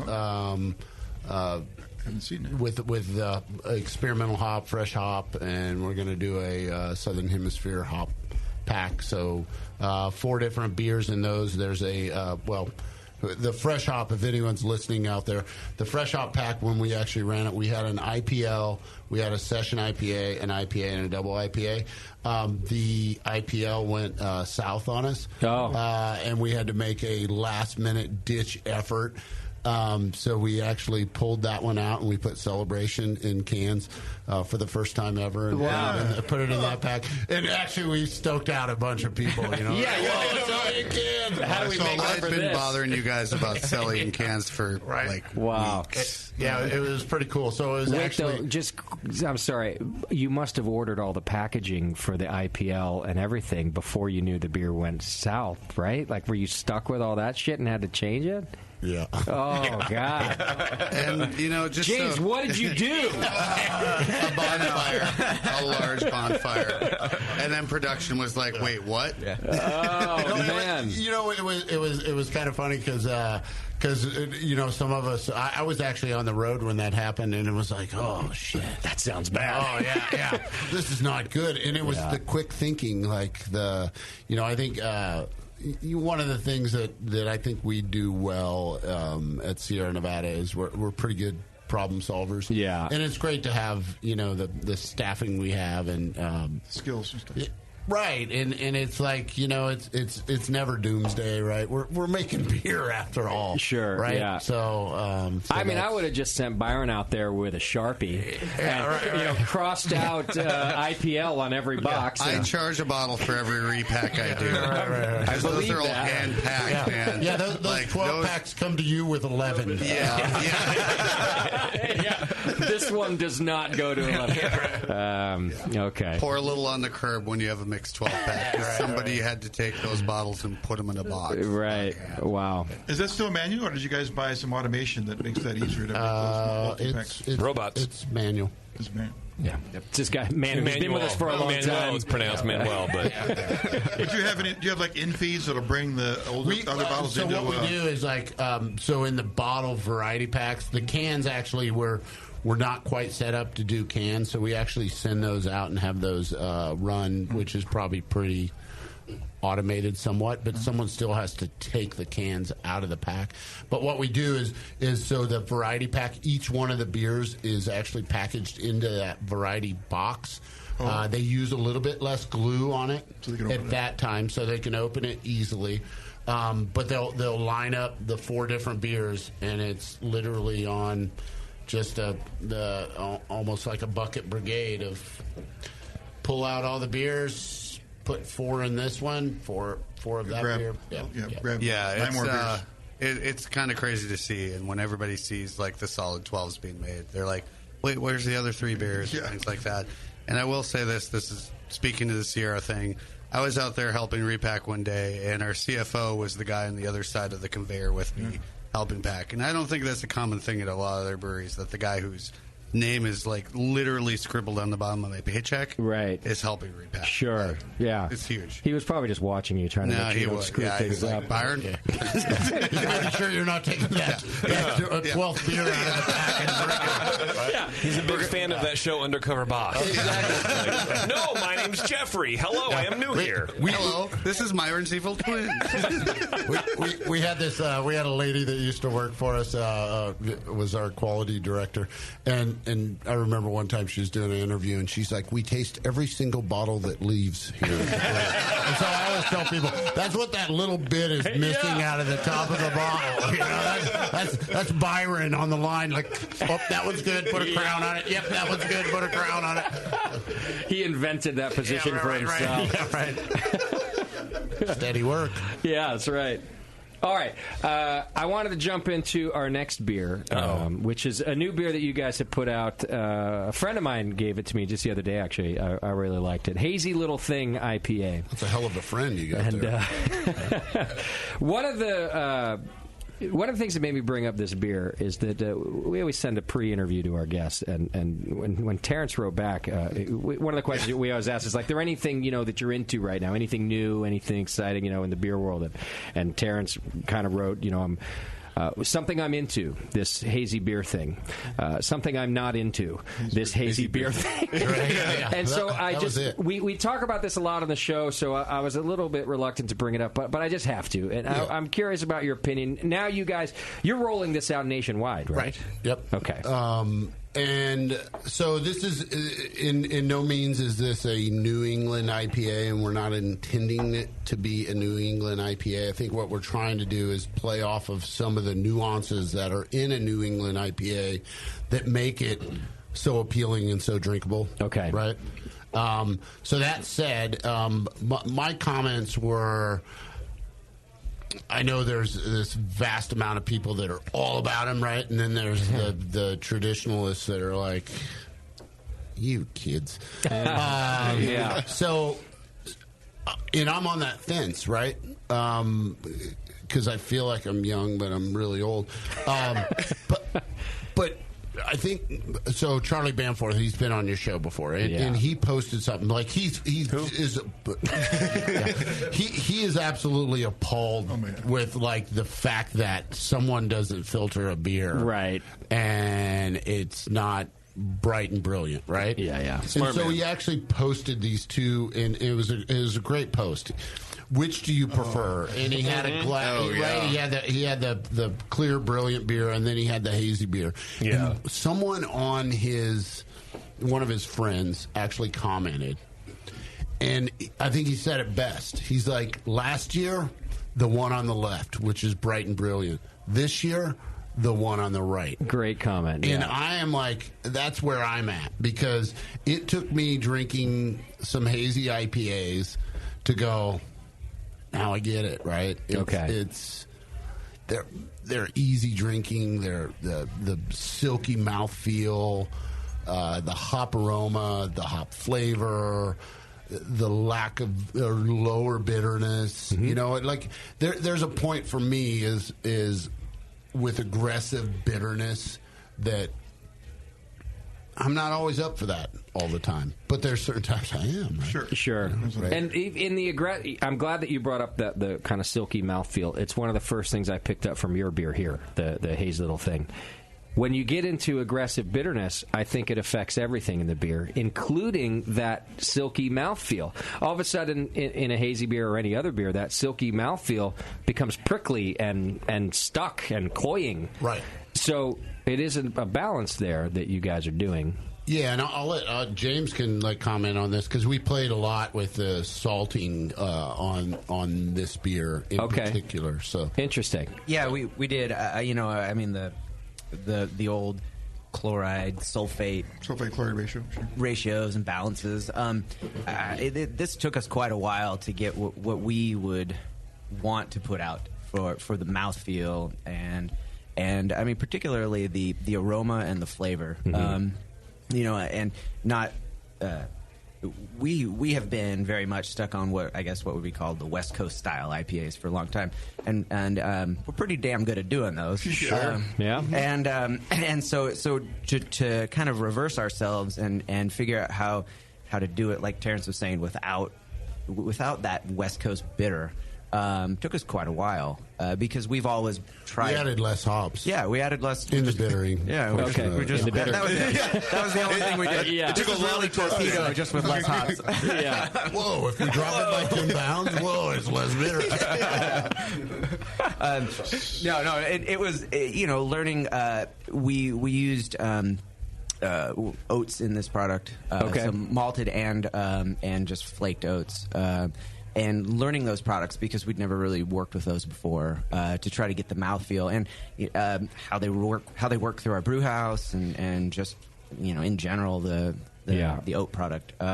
So this was very much a learning experience for us of how to kind of turn what we have always done on its head and get the less bitterness but that silky mouthfeel and really explode the as the pitch, the juicy flavor, I guess. Sure, of course. So what sort of sulfate ratio is in this beer? Yeah, that's what I wanted to ask. Versus like the Celebration Ale or the Pale Ale. Okay. Come on, off the top of your head. oh God, I write all this stuff down so I don't have to remember. Well, even in theory, like, what alterations? Because you said you tried the normal route. Yeah, well, in theory, right? I mean, you're going to want to lower sulfate ratios, and typically, we've over the years we've looked at these because we do have the instrumentation in order to measure, but. The studies, I guess, and what we've done to really kind of correlate, a 1-to-1 ratio helps us with this. And anytime you're changing your malt bill, it's different. And anytime you're changing your hops, it's different. So we kind of rolled the dice, and we definitely went with a much diminished sulfate ratio. Sure. And much more chlorides. I mean, we're sticking still more kind of in the 1-to-1 ratio on these. I mean, but when typically we've been very much higher in the sulfate range of things. 1-to-1 would be to be typical for a New England style beer. Yeah. And then a hoppy beer, could be like 3, 4, 7-to-1 if you want to go nuts. Yep. How long did it take to nail the haze stability? Versus, like, did you brew it, let it sit on the shelf? Oh, really? One day?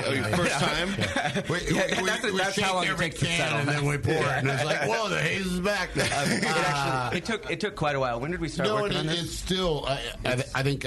we're still ironing it out. To be 100% honest, like, we're still learning. Like, this is a beer we've been brewing since, August... I think maybe we started in July, August, and it was like we had like a month to go for full production, and we were like, oh wow, oh shit, wow, we got to get this right. That wall is coming quick. So, anyways, we're still learning a little bit, and we see a little bit like. In some of our draft accounts, we've had a little bit of issue, but that's a long amount of settling, and it was like it was great. Like we got a couple complaints like right around Christmas time, and it was like, the bar was closed for 4 days, and then they poured, and there was some. So naturally you're going to have some settling. Just gravity works the way gravity works, right? Can I ask how long it took you old guys like me to stop laughing in the brewery when somebody said haze stability? Yeah, right. Hey guys, how are we doing on the haze? I can't even say it because it doesn't sound ridiculous now, now to say something like that. Yeah. Right. But it's a thing. Yeah. You guys. We were fearful of chill haze back in the day. Now we're like, let's how much haze can we get in that? And how much can we keep in it? Yeah. It's a bizarre feat to try to aim for. Upside down world. Yeah, right. Yeah. So now. Did you? I'm sorry, I got to put you on the spot with this question, but did you brew this beer because it's what is one of the best-selling beers right now, or because one of you was genuinely interested in the style or something? I think we were actually playing with it. In part of it was like, oh wow, it's so hip and cool, right? Yeah. And like, oh, let's delve in there and see, and honestly, so I go back to like our sensory comments of, we're trained to taste beer. And taste it for flaws, generally speaking. And we were getting a lot of beers coming in that were, rated, 4.5 stars on whatever, right? Okay. And I won't say it, but but rated super high, and we're getting them, and we're like, it's clearly oxidized. That is like right? And so we wanted to see what is the craze all about, and of course a lot of us had traveled a little bit and gone to some breweries when it's really fresh, and so you kind of get an understanding like, oh, can we do that? And then we were making a beer for Chico Pub. We were making the Chico, just a Chico area New England style IPA. Okay. Just to release, it's called FOMO. Called FOMO, yeah. Perfect name. Chico. Yeah, right. And I mean, we were chasing the New England thing. But I mean, in truth, we just wanted to release something that was the super juicy bomb and all that good stuff in the local area. And you should have seen the locals, like all the not those, like the old timers are like, what the hell is that? But all the young kids, the Chico beer enthusiasts, they're like, we put it in crowlers and it was gone in like, I don't know, it was like the craze. You see everybody like lining up to get a beer. Like, right. Oh yeah. And the old guys are just like, because Ken's in there a lot, I can see him go, hey Ken, would your filter break? After all these years, you can't filter anymore. Well, so forget about haze stability for a second. Let's talk about shelf stability. Now, you're sending this across the country, which is a topic in itself, because I don't know that the entire country is into hazy beer yet and this flavor. Garrett Oliver quoted recently in a magazine, I forget which one, but he was kind of saying, I like the hazy beer style. I think they taste great, fresh. I don't know how anybody's going to have any shelf stability with them. And that was one of his concerns with the style. What do you guys think about that part of it? Concern. We kind of feel, and this is Sierra Nevada opinion. It's definitely my opinion, because I said this is how we should talk about the beer. Is that our quality standards would. Again, I don't want to toot my horn, but our quality standards are so high that I just feel like our packaging, like our oxygen levels and anything we do, I'll stand by this. You guys are willing to. Obviously, you're willing. You're sending it out. And honestly, like we took some of this beer that was packaged early on, kind of the test batches, and we felt very comfortable. I think there's a certain cutoff point, right? You got to make, and we're saying this is a 150-day IPA. Now, granted, this is truly taken care of, right? It's always stored cold, and it's always. Are you going to taste a little bit different at 150 days compared to day one? Absolutely. Okay. But that's so does leftover spaghetti. I know, right? I'm actually surprised to even hear you give a number about that. Because there's other breweries who put out just great IPAs who just say, drink it now, drink it fresh, which is a fair statement for this beer too. But you're kind of saying. I've actually been dying to try to find this article. I was told there was an article. Well, I briefly saw some points of an article, I think a year or so ago, that they did a lot of research and because it kind of kills me a little bit of. And I remember. Talking to a brewer friend about IPAs and when they get packaged. And how ideally, this is again my opinion too, and not Sierra Nevada's in any way, is that an IPA hits its pinnacle around day 23, and I'm sticking on 23. Okay, right? It was Jordan's number. I'm going with 23. Right. It's when I met my wife. Right. But that it takes a little bit, and I've actually tasted this in beers that come directly off of our bottling line, and like you would think, because everybody goes, "Whoa, dude, look at the packaging date. It was 3 days ago. It's killer."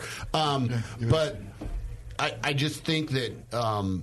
It takes a little bit of time for everything to kind of the beer's excited when it goes into that bottle, and it's a little rough around the edges. And it takes a little bit for those flavors to kind of maturate. It's not the same where you could taste off the fermenter or the bright. Right. It's once it goes in that bottle, it tastes a lot different. Like I say, for 3 or 4 weeks. Right. Yeah. And so that's kind of. It sounds romantic, doesn't it? No, sure, but it also sounds reasonable. I put my foot in my mouth at a big Colorado brewery once. I was getting a tour. Which one was that? I don't want to say the one. Right. I'll say half of who I was there with Vinny from Russian River, who had brought me, and I was there with Matt Brynelson and this other great Colorado brewer. And the only reason I'm not naming him is because he's the beer that I shit on. Yeah, right. I was young. I was early, and they brought me there on this tour, and they gave me this IPA, and I was like, "Huh, there's a lot of plastic flavor in there. Like, what's that from?" And I was just I was genuinely asking a question, and that is something that appears in a younger IPA, right? Yep. And I could see Vinny sort of fucking shake his head at me. For one, like, we brought this kid, but Vinny also honestly answered me. He's like, well, that's one thing about a young IPA sometimes, especially these big IPAs we're doing now, that some of that will settle out. The other guy, the other brewer, wouldn't even look at me or talk to me for the rest of the day. I was calling him out, probably in front of two of his mentors. I don't even know what, but I didn't mean to. But I'm just, anyhow, long way to say I agree with there's a maturation process, right? So it's not just like fresh, have it off the bottling line. Not always. Yep. Well, all right. I mean, that's cool, right? The idea of it. The idea of it is like, wow, the bottling date. But you're better off sticking it in your pocket and drink it 2 weeks later. There's times hey, Vinny, send us some Pliny, right? And we'll get it. And it's like, and that is actually, I will say that is one beer that doesn't vary too much from for me personally, I really like it whenever it's in that first 10 days of yum, right? Yeah. And so anyways, that's Vinny's got that figured out. He does. This is one of, if not the best hazy IPA I've had in the lineup. And so this is available in cans now. Yep, 6-pack cans and draft. And you're shipping it all over the country. All over the country. They have it at Costco right around the corner. Oh, is that right? Yep. That's a good place to get it. And get a little bargain on it. Is that right? Wow. You're brewing it in... You have... How many breweries do you have now? Just 2, right? 2. Here and Asheville. Is it Asheville? It's Asheville, North Carolina, but it's Mills River. Okay. It's right by the airport. Just fly into Asheville and get on your jet, fly into Asheville. Yeah, I was going to say, by the way, we're not all Sierra Nevada. We don't just get on the jet and fly into... I've been trying to fly into Asheville. Chris White is always saying, come see our place. Oh. It's a pain in the ass. Let me know. I will, because I need the jet. You got to fly in somewhere else and then drive 2 hours. You go Chicago or you go Atlanta. And then drive in. Yeah. Okay. Are there breweries along the way? It's 20-minute drive to downtown Asheville. Okay. And that's a beautiful town. I hear it's great. I'd also... I've heard that the new Sierra Nevada is like a palace. Beer fans who have come talk to me about that tour say the place is absolutely unimaginable, I think are some of the terms I've heard. Chico's more fun of a tour, though. I believe that. Come on. No, they're two... I would be afraid of spilling at the new one, it sounds like. They're two separate give you places. A bomb. Okay. You should. People always ask me, what's the difference? And I'm like, Chico's Ken bought a studio apartment and built a house on top of that. Okay. And built another house on top of that house. And Mills River is like the house you got to build and then move into. And there's those I love it when we're walking around Chico and people are like, wait, that's a second story door to nowhere. In Mills River, house of mystery. But Mills River is the most beautiful thing I've ever seen. As far as a brewery. Yeah, it was designed. It was designed to take people to visit. I see. And see that. That's the feedback I've heard, that it's just beautiful. And why did Southerners get this? Not us, right? Not the pure West Coast people. We built this place. Come on. The Biltmore Mansion. So it's pretty funny, actually, when we were deciding where we were going to build a brewery. I think I can tell this story. I'm going to tell it anyway. We'll have Warren edit it out later. I was on one of the very first panels it was 8 of us at the brewery, and they said, come back with a town you want to build a brewery if we built one on the East Coast, right? Okay. So people walk in and they're like, Washington, D.C. Yeah, no. Philadelphia, Pennsylvania. And not bad. And it gets to me and I'm like, Asheville, North Carolina. Oh. And they're like, what? What are you talking about? Is that even a state still? And I go, it's a hip place. A lot of people say it is a combination of Berkeley, Austin, Texas, on the East Coast. Okay. For an old guy, you sure know a lot about young people. Right. It's kind of creepy. Right. A little creepy. Somewhere out there, someone's typing Me Too. Right. Someone, I can see it. They did. So he's still looking up what FOMO means. Yeah, right. I don't know what that means. I didn't know originally. I don't know what that means. Is that a Kardashian term? Fear of missing out, folks. But I remember that. Like when I was looking at it, and part of it that actually drove me into it was Warren Haynes. So those that are listening out there and know who Warren Haynes is he is in a band called Government Mule that spinned off of Allman Brothers, and he was actually in David Allan Coe's band for a little while. That's where he got discovered. I know, right? That wasn't me. So anyway, I'll listen to it. See what happens. All right, okay. So anyway, It's for me. oh, that was you. So anyways, I thought of this like cool. It's an artsy fartsy town. It's got a lot of great live music.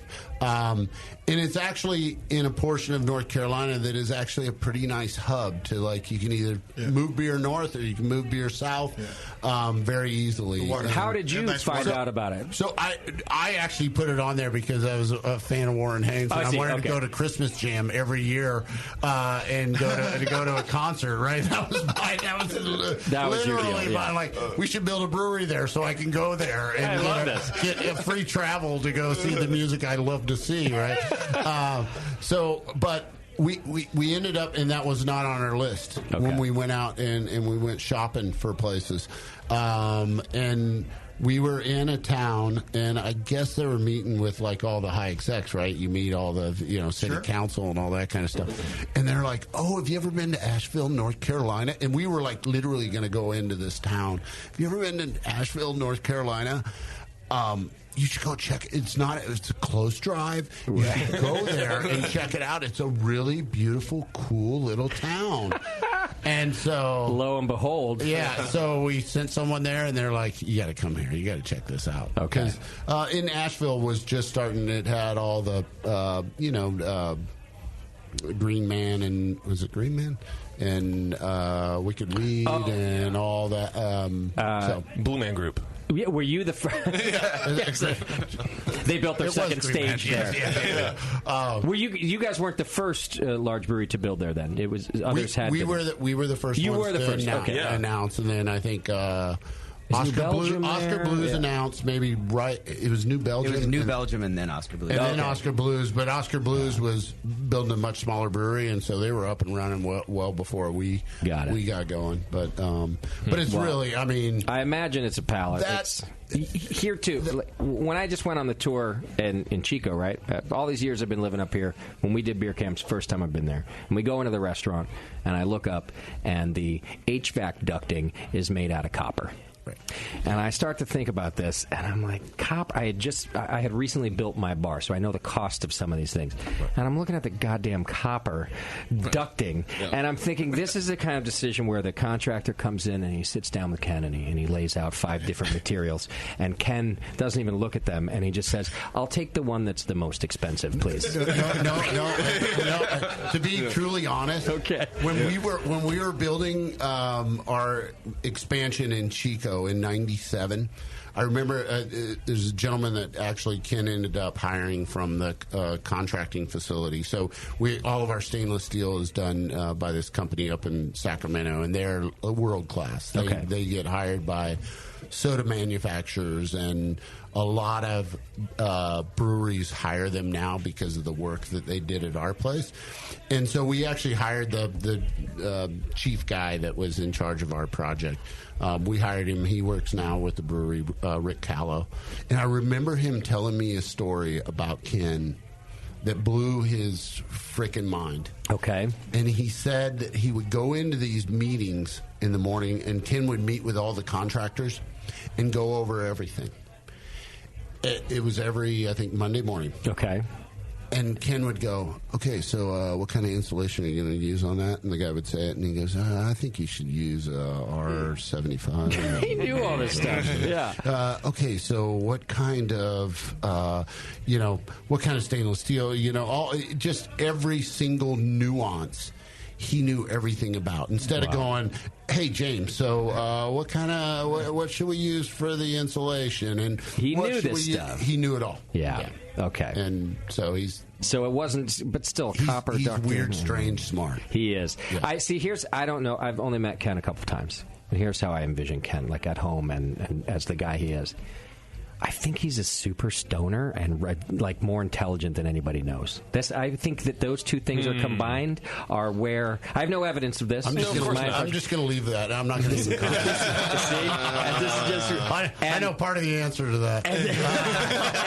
And here's why. He's because really when you combine those two things, you're willing to spend a lot of time on something like insulation, being smart, and stoned. Sometimes when you're a stoner, you have it's like you can magically spend a lot of time doing something, and the reality is it's like 5 minutes, but it feels like 2 hours. So then you can research the nuances of ducting. True. But without the intelligence factor, don't forget that, because I'm saying the man is highly intelligent. Of course. And the two things together are what does it. Right. One of the times I went if he's not, I am. Right. One of the times we were up at the Sierra Nevada tasting room, he was making sushi on the line in the kitchen. Oh, yeah. He was making sushi not for himself, for the people in the restaurant. For the restaurant, yeah. That was very nice. Yeah, so like every third Wednesday, if Ken's in town, he gets together with a couple of his old school buddies. Yeah. And the three of them dress up. It looks like something out of like John Belushi and like Saturday Night Live, like ready to make sushi, and they make sushi for the entire pub. That is really nice. One beer camp we were there, he'd been to the coast and he brought a bunch. Oh God, what are those snails called? The things that people abalone. Yeah, abalone. And he actually literally brought out for a bunch of people. It wasn't even on the menu. A bunch of abalone for everybody to eat. Wow, it was amazing. Everybody was like, "Oh my God, Ken just brought us abalone." They go for it the day before. Yeah, they literally like Ken. It was his personal stash of abalone. He couldn't put on the menu for his Sushi Brothers night. Well, you can't sell. I don't think. I don't think you can. It's not a commercial product. So, but it was a little gift from him, and it was. That is very nice. It was awesome. He's hands-on in there still. Yeah. And actually, that's a question too. Is he still hands-on in the entire? He's nearly there. Yeah. Like almost to a fault to some of us. Like, can I do my job? Go hang out with Dressler for 5 minutes, will you? Hey, make me a California roll, bro. Let's go. Yeah. God, I'm hungry. I'm trying to get some work done in here. All right, we've got a little more to do tonight, so I'm going to take us to one more break because we still have not even gotten into some of the barrel-aged beers that we want to try. I think you've got a sour beer for us, James. I do. Yeah? That's funny shit. It's a spontaneous sour beer. It's going to get worse. It's going to get crazy. Yeah. Here's what I recommend. If the rest of the company is going to listen to the program, stop now. Go on about your business, because the third segment usually gets weird. So, Terrence has a safe word. When all the inflatables come out, it's for marketing purposes, I will send you an edited version up until this point. A redacted manuscript. Yeah. For the rest of you who want to have a good time with us, stick around for the last segment because we've got more to do. When we come back, I think JP brought us a couple of Bigfoots, right? I did. Big feats. Big feats, even. And then we've got some sour beer to try and some different barrel-aged products from Sierra Nevada. So we got a lot of good beer left to try. Hang in there. It's the session. We're having a good time. We'll be right back.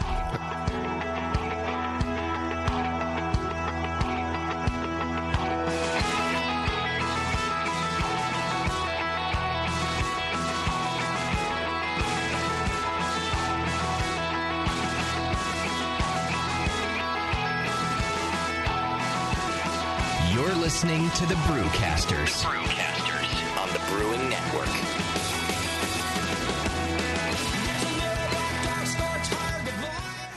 Since 1979, Williams Brewing has offered the finest equipment and freshest ingredients and the best customer service in the business. Check out their brand new patent-pending mash and boil 110-volt electric mashing and boiling unit. This compact all-stainless unit lets you mash, sparge, and boil just about anywhere that has a 110-volt plug. Double-wall construction adds to efficiency and safety, and a precise thermostat keeps temperatures where you want them. Unlike insulated buckets and converted coolers, multiple temperature temperature rest mashing is easy to do, all for under $300. They also feature the Mark II work pump, a magnetic drive high-temperature pump that does the work of pumps that cost twice as much, as well as exclusive Brewer's Edge regulators and quality Keg King kegs and disconnects. Check them out today at williamsbrewing.com to bruise their vast selection. With over 20 years of experience making world-class craft beer and more than 100 gold medals in international competitions, Moylan's Brewing Company is not just a pretty face in craft beer. Just ask Brendan Moylan. What do we got here? The beer of the hour. Moylan's, gotta love that big M. It's like a sign of awesomeness. Woo-hoo! It's got an extra kick to it. Let's pour this bad boy. Oh, yeah. Oh, Moylan's. The end of the night when the kids are finally in bed, the wife's in bed, nobody's bothering your ass anymore. That's Moylan's time. Moylan's is for you. Yeah. It's to help you out. Yeah. It helps me out. What? Well, because it's freaking awesome. Northern California brewed. It's brewed with love. With love? Oh, yeah. Tremendous. And it's always best where? Moylan's. You gotta try it. On tap at Moylan's in Novato. They're friggin' awesome. Not only because I own the brewery, because I love the beer. Cheers! Boom! Kilt Lifter Scotch Ale takes big beers to a whole new level with rich malt balanced perfectly with delicate hops, and now comes in 4-pack tall boy cans so you can take the party on the go. Or come to the brewery, take a tour, and try any of Moylan's fresh creations right from the source. Check them out at moylans.com. Hey, my brewing brothers and sisters. This is Jamel Zanishev, and I want to tell you about Heretic Evil Twin. You might be familiar with my homebrew recipe, which uses massive late hopping to create a balance between the malty sweet and the hoppy bitter, along with an outrageous malt and hop character. I wanted a beer with the same bold hop and malt character, so we played around with the homebrew recipe until we were able to make a great commercial version too. We've created a beer rich in malt character, full of caramel, toast, biscuit, and an ever so subtle roast note. On top of that, we piled in an insane amount of Citra and Columbus hops at the end of the boil, as well as in dry hopping. This damn-the-cost approach to hopping gives Heretic's Evil Twin a great blast of citrus and tropical fruit that can't be matched by any other hop. The result is a bold, malty, hoppy, but easy-drinking beer. This is our top seller, our flagship beer, and I couldn't be prouder of it. Cheers. To find Heretic beers near you, click on Find Some at hereticbrewing.com. If you work in retail sales, the restaurant industry, or are a new craft beer enthusiast, or you know someone who is, you have got to check out Beer 101.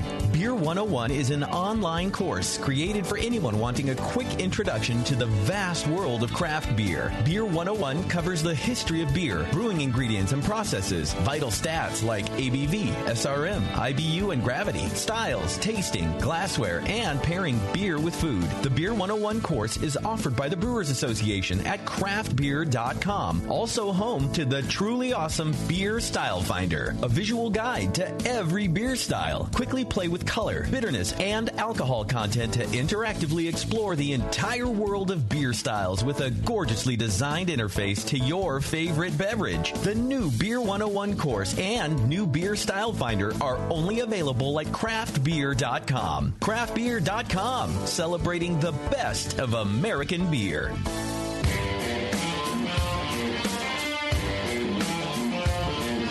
Brewcasters are back.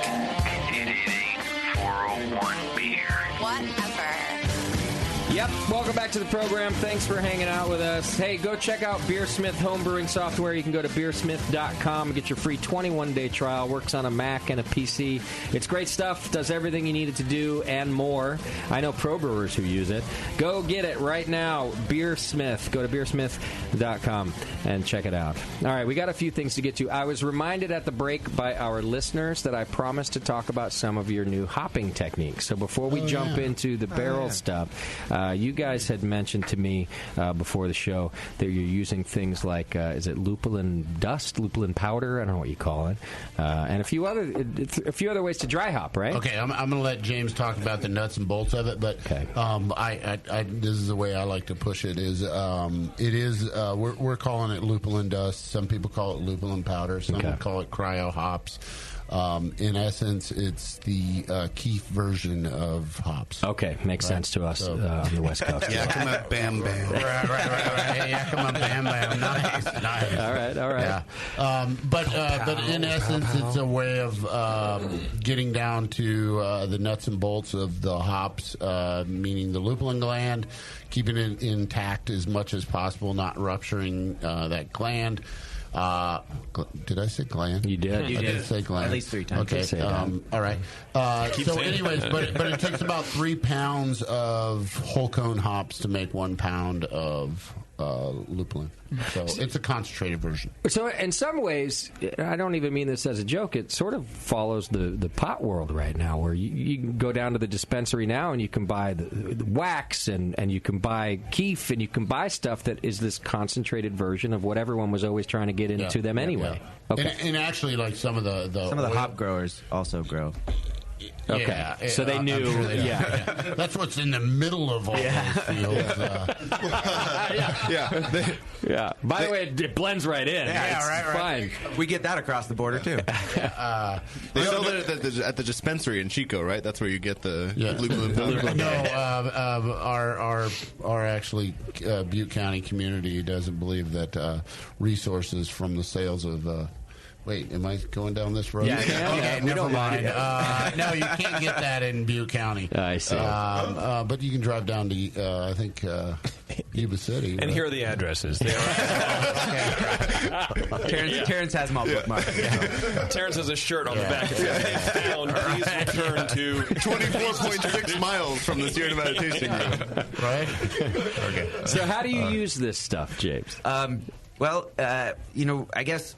We use it a lot like you would use pellets. I mean, for us, that's kind of a sacrilegious word, right? But you made a cloudy IPA, dude. Don't worry about it. I know, but God damn it, I'm trying. We use it almost in every application. So we use it in primarily hot side in the hop back. To get some added flavor, we try to actually put it in the whirlpool right before we pump into the fermenter. We've been playing with actually putting it into a fermenter prior to pumping in as well, which has given us some really interesting, juicy, fruity, really fun flavors and aromas. And we use it dry hopping throughout the entire process. So, okay. During active fermentation, we'll backfill a tank, vessel, and mix the hop powder into it, and shoot it back in the tank. And for a lot of our beers, like Hot Bullet, we do a warm fermentation shot of a whole bunch of lupulin, and then we do a traditional torpedoing process.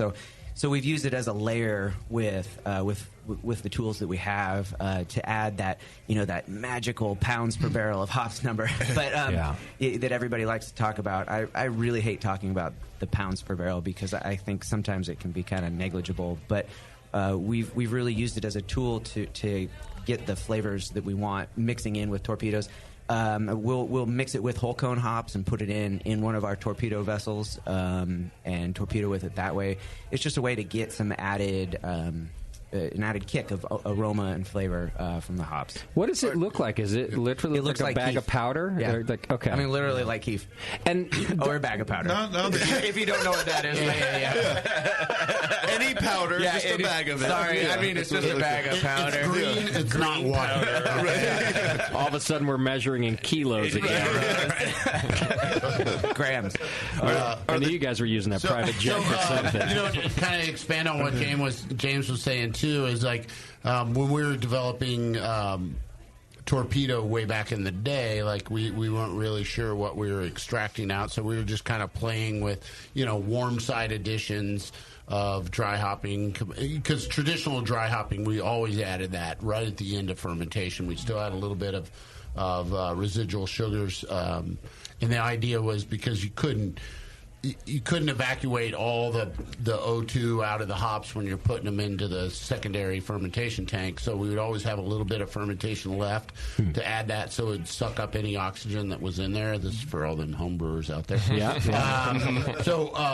But with torpedoing, we had the ability to really purge this very small vessel to get all the oxygen out of it at that point. And then we started playing with hot side and warm side, and it was more on flavor to us.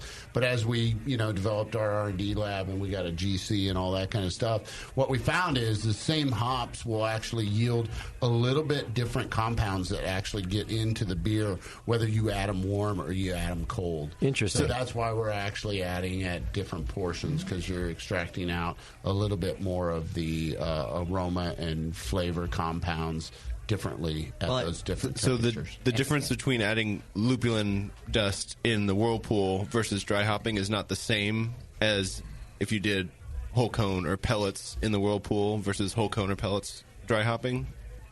I would say yes and no. From a level of getting hop aroma and flavor, I mean, you theoretically, if you just added an equivalent weight amount of pellets or a whole cone, you could extract that much. However, you're not adding, provided using like type 90 pellets or something, you're not adding all of the leafy polyphenolic vegetative. The other 2/3 they throw away. Exactly, and so that it's like yes and no, and that's, we're still learning about this product too. We have a pretty good handle on it, but it's a lot of times. We don't quite know, like, we'll just throw a bunch in, and the more, it's not more is better. It's a very subtle thing to use because it's so concentrated. And I mean, there's starting to be literature. They're starting to have papers out there about the transformative process during dry hopping, where in active fermentation, where the leafy matter will actually pull out bitterness. And there is. So I think there's a lot more interactions going on that we're going to learn in the future. So truthfully, we don't really know everything about the cryolupulin powder dust, whatever you want to call it. Sure. I mean, my personal preference is less is more when using the product, for sure. Future is a little dusty. Future is totally. Okay. It's totally cloudy. Yeah, it's hazy. Right. There you go. All right. It's like definitely like what we found is like there is the ability to go a little over the top, like the beer ends up becoming a little chalky. Okay, that's how I describe it. Like a little, it just you can taste it. And it tastes like the hop powder. I see. Okay, yeah. It's there. Is that even available to homebrewers? Yeah. Hornburger has it. Is that right? It's cryo hops. Yeah, okay. that would be the product. Yeah, they got. Have you used it at home? Yeah, I used it. In that beer I did with 21A, I did a pilot batch with it. Okay. Then we'd use it in the professional batch as well. Did you find the same thing, that it's kind of one of those in moderation type of things? We used it as just one of the dry hops, but not all of it. I see. Like half of it or something like that. Okay. And we got the pellets. It's pelletized now too. So the powder is kind of hard to work with, especially if you're trying to dry hop with it on the top of the fermenter. It's kind of hard to get those to. Yeah, we mix it. We do a pre-batch mix and then blow it into the tank. Okay. I always call it powder day. Yeah. It's powder day at the brewery. Yeah. That's different than powder day at the Brewing Network, I'll tell you right now. Another 24-hour show at the Brewing Network. Do you guys have chafing issues here? Is that what's going on? Got him. I got him. Right here. There it is. Well done. Yeah, don't do a line of hot powder. Not good. Don't do it. Yeah. Are you saying do more than a line? Remember the people unless you want to have a good time? Yeah. Kids probably listening to this going, they're all fired. They're all fired. Yeah. I'll buy the Brewing Network and fire them all. They're all fired. Done. Except Bevo. Yeah, that offer is on the table. Okay. The hot powder challenge will not be a thing.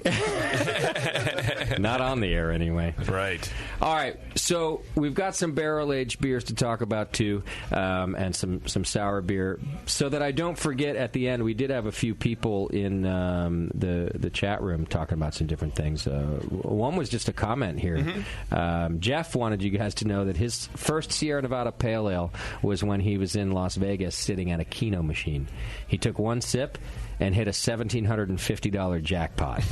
So he says, Sierra Nevada Pale Ale is my gateway beer and my lucky beer. So doesn't he owe us $170? Finder's fee, dude. Right. Minus the cost of one beer.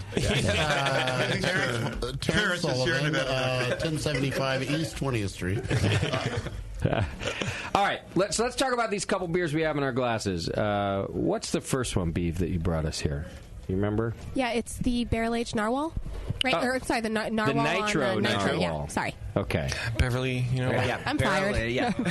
Barrel-aged nitrogenated narwhal. Now, narwhal just came out, a couple years ago for the first time, right? Or is that something that's been around a while? Yeah, it's been about 6, 7 years, but we started doing the barrel aging about 4 years ago that we started putting. Yeah, it was one of the first ones that we barrel aged along with Bigfoot. One of our first beers, at least. Yeah, I think one of the cool things was one of our first batches that we did of Narwhal. I think it was actually, we entered it in the GABF before we called it Narwhal. Yep. Oh, yeah. As Imperial Stout, and it won silver medal the first year, and then that batch we aged in bourbon barrels, and it won silver in the barrel age category the next year. Wow. So the same beer won silver. Okay. I want to hear another brewery say that. Yeah, good call on that. Yeah. That's tough. Should have been gold. But. So what's the base beer? Yeah, I mean, that's how I voted. You could have done better. I'm just saying. JP's a perfectionist. Clearly. In other people's lives, not in That's the best way to be. Yeah. You Dr. never Joyce fail Brothers. yourself. Yeah. Good. So what's the base beer? My favorite thing about, one of the common questions I always get is, what's your favorite beer? And I will say that Pale Ale is my favorite beer. It's my home-based beer. It's my go-to beer. Like, it's the beer that we're all drinking after a big festival, and we're all drinking at home. Yeah. It's the beer we all keep coming back to. But I will say my favorite beer of all time is this. Is that right? Is this. Because of all time? Of all time. Wow. You say Pale Ale is your favorite, but you got Narwhal in your kegerator. Well, I do. I get it. Yeah. If I'm going to be doing yard work, I'm going to be drinking Pale Ale. If I want to fall asleep, it's just perfection. Like, I love nitro beers. I wish there were more of these in barrels, and it's tough to do, but it is, like I call around the brewery, unicorn tears. Okay. It is this is the beer if I didn't have to work at all, it would be the beer I'd wake up to and then be asleep about an hour later. So when you retire, by the way, I don't know if you guys know this, but Byron has a narwhal tattooed across his entire back. That's how much he loves this beer. I have yet to see Byron shirtless, but that might happen on the way home. Oh, you didn't hang out at beer camp long enough. Man. Well, I did dress up as a narwhal and give a tour. Nice. Just based on the narwhal. Yeah. All right, so tell us about the base beer and then how you guys are doing to barrel age this and get it to what is in our glass now. Well, the base beer is, and Terrence can help me out too on this, but it's a really, really nice classic Imperial Stout. Yeah. Okay. Dark roast malts and chocolate, very smooth. It's definitely not bitter. It's not lingering. It's just a very, very amazing. I'm just going to use very. Yeah, that's okay. It's very a lot of things. Very a lot. No, it's a great beer. And is it Chico yeast too? Yes, definitely. Yeah? Okay. And so the flavor profiles, the vanilla and chocolate, land really well in bourbon barrels. Just from the flavor profiles you get from a host of bourbon barrels. And with the amount that we make of this beer and release, we typically don't use like a single bourbon barrel style. So when I talk about it, I usually just kind of speak in bourbon terms. Okay. If I can, I definitely would love to buy 400 bourbon barrels from somewhere, right? Are you guys listening out there? Yeah. Hey, you. You know who you are. Call me back. Yeah. And they listen to the show. Yeah, no. Of course they do. No, they don't. Well, they might. So the vanilla and the caramel and all the notes that you get from bourbon barrels just accentuate. Of course, it can add only 0.5% of alcohol to the beer. Okay, only. Exactly. By legal. Every time. Legal. Yeah. Science, Warren. Science. Yeah. It's totally science. It happens everywhere.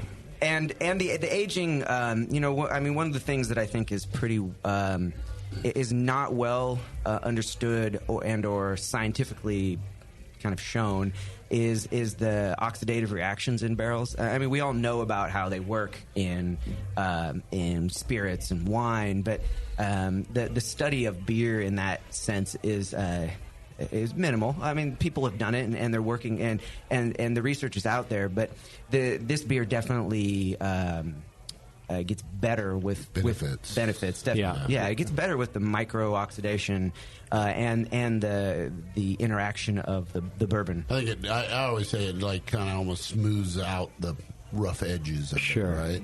And so this actually beer that we're having right now is nitrogenated. And this came from one of James's guy, Nick Eisen. He's like, man, I've always wanted to take the barrel-aged narwhal and nitrogenate it. So I said, we said, shit, just do it. Yeah. Okay. Sign me up. Yeah. And I think he had like a little 10-barrel tank, and we nitrogenated it back there. And barrels. I think... 5 barrels. Was it 5 barrels? Yeah. Is that what it was? So this is like very rare. So none of you actually gonna like maybe unless you were in Chico like a month ago, you're not. I see. We've had it out for some events and things like that. Maybe something we do in the future.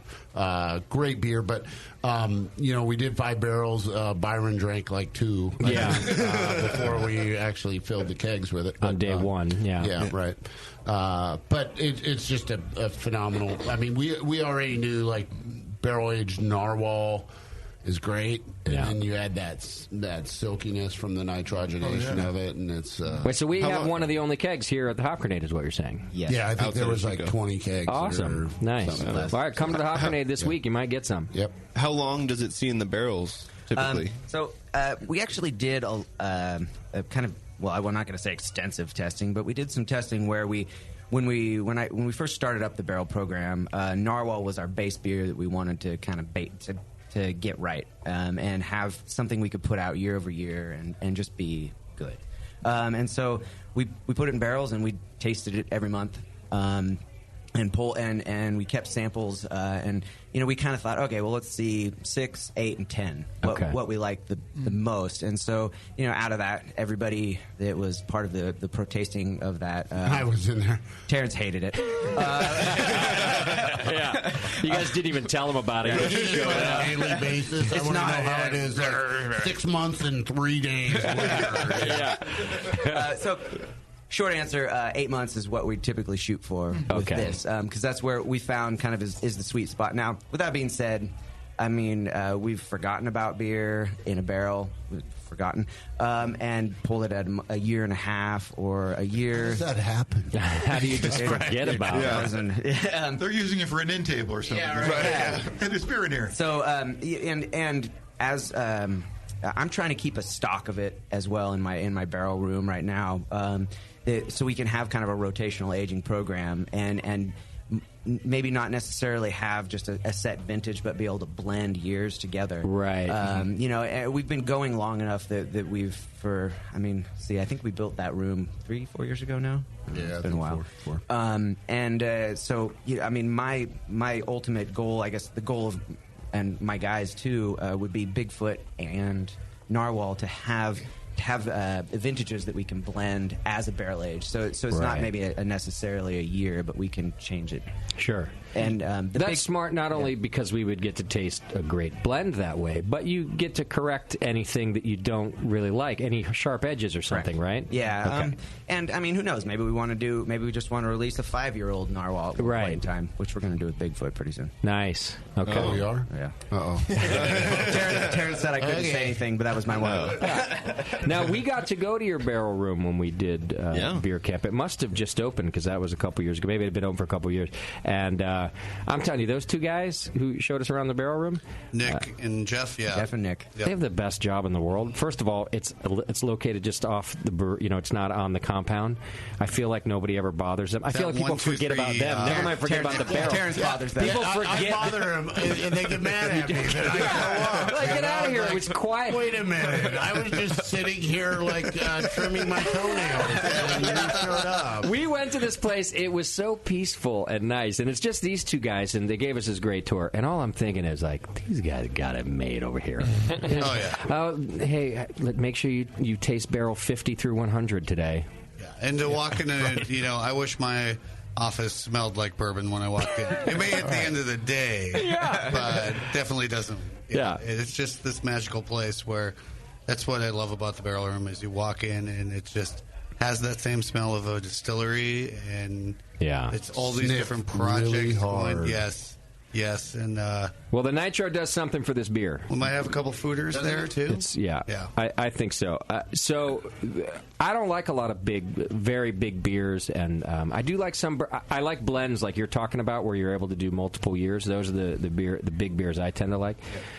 Well, the nitro kind of did some of that work for you. I feel like even you were saying, Terrence, kind of like rounds out the rough edges quite a bit. Yeah, adds some creaminess. Yeah, the creaminess from the nitrogen versus the sharpness that you get from CO2. Mm-hmm. It just adds that over the top layer of creaminess to the already creamy beer. Real silky. Yeah. Terrence likes using silky. I think it even pulls away some of the heat, some of the alcohol heat from it too. Yep. And so, what is the ABV on this beer? 12.7. Okay. Yeah, it's almost right in there. Yeah. Yep. It's a little too drinkable for us. Right. This is why you like it. Right. Yeah, this so is nice. The Chico yeast will get this beer down into that within 0.5% of that range. Chico yeast usually stalls out in the tins. Tins? Yeah. So this is picking up that 0.5%, depending on what kind of math you're using. Yeah. But depending on who's listening. Yeah, right. To get us up to the 12. Cool. Okay. All right. And just because I want to make sure we get through some more beer, let's move on to I believe this should be the sour beer we have in our glass too, right? This is the Raspberry Bigfoot. Oh, Raspberry Bigfoot. Okay. Oh, yeah. Beeb, you got the bottles in here, too. Let's get those going while we talk about this one. Raspberry Bigfoot. Go ahead, Tasty. Well, I was going to say, you guys have bugs in your barrel house. Yes and no. Oh. Okay. No, not in the barrel. Are you able to walk in there and then walk back to the other brewery? Only bugs are in James's short. Yeah. Whoa. No, sorry. Did I say that? That's why James won't go out with you anymore, Terrence. You're a terrible wingman. I didn't have my shots that night. So we... At our barrel facility, we have a secondary room that was another... basically, we converted a warehouse and its office space into our barrel facility, and we have a sour room that's cordoned off. It's a different room. It's about as big as this office. Yeah, I mean... it's as big as the bar. It's about as big as the bar out there, yeah. So we keep all of what we actually inoculate or know to be buggy in that room. But Tasty makes a good point. It sounds like half a joke, but can you walk into that room, do your tastings, and walk back to the main brewery without a clean suit or washing? Or some brewers are really afraid of even being around it. Well, you'd have to walk about 3 miles to get back to the brewery. By then you've picked up a lot of other things by the time you get back there. But you don't have to put on a suit or anything. You guys don't? No. We're we do in the sour room. We do have a sheep dip foot bath kind of thing. And we have a sanitizer in. So when you step out, step in that and then go on about your day. We do. Honestly, our sour program is in the infancy, so we're still trying to figure out how best to deal with it from a packaging standpoint. And we're going to start hand bottling at the sour room just a few of our small projects. To get a handle, sell in the gift store, and to get a handle on what we're doing, and we have used Brett and a few other things with projects in the past on our pilot bottling line, so we do know how to combat that, but it's still a sketchy It's a sketchy endeavor. Okay. 6 years ago we made Brooks with Russian River. And we actually used a inseminator, which was a pharmaceutical doser.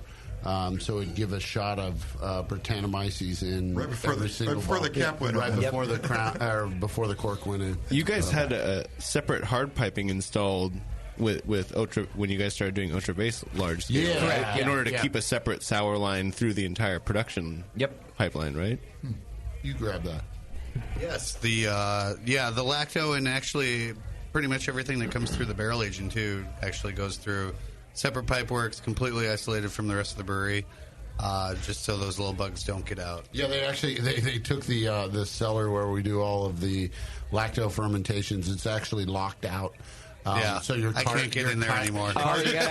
Card swipe will only allow certain people to get in the room because they didn't want people going in there going, well, this is really cool. Come in, have a tour. Well, it was cool because it was the original 4 fermenters in the wall. Yeah, the original 4 unitanks. And, this sour program speaks to a lot of everything that we do. Like, we'll never do ...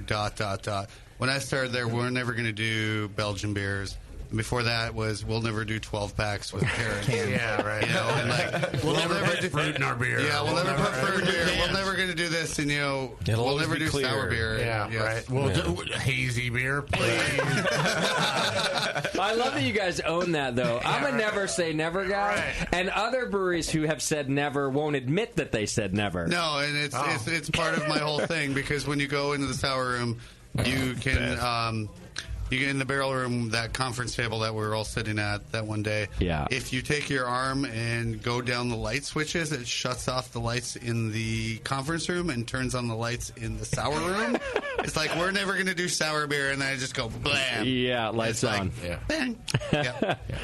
All right. Well, we're going to pour the sour, but before that, we have a different beer in our glass, right? Like, I think we're tasting the barrel-aged Bigfoot with raspberry. Yes, this traveled in the back of my car. Okay. There's only half of it left. This is how I made it here today. It's car beer. A lot of raspberry in this beer. About 90 pounds per barrel. Really? Yes. You guys went for it. We went all in. We went all in on this one. This is actually going to be packaged, I think next week. Those more raspberries. We're going to package this, and this next will week. only be available in our gift shop's torpedo room. Oh, cool. A little bit of draft. In my hand. We got the draft here for this event. It'll be in and around San Francisco Beer Week. Oh, nice. But very limited. 30 barrels or a little less than that? Yeah, I think we're going to package like 15 barrels. Wow. Or 20 barrels. Wow. Yeah, for a brewery your size, that's crazy. Like that goes down the drain a day, right? 15 barrels. It goes to Byron's house. If Ken's listening, no, absolutely Right, Never happened. Not as waste, but as a normal process. Yeah. True. Well, yeah, it's... I got the beers lining up in front of me now. You know it's getting late in the show when that's starting to happen. Now, how old is the Bigfoot itself in this beer?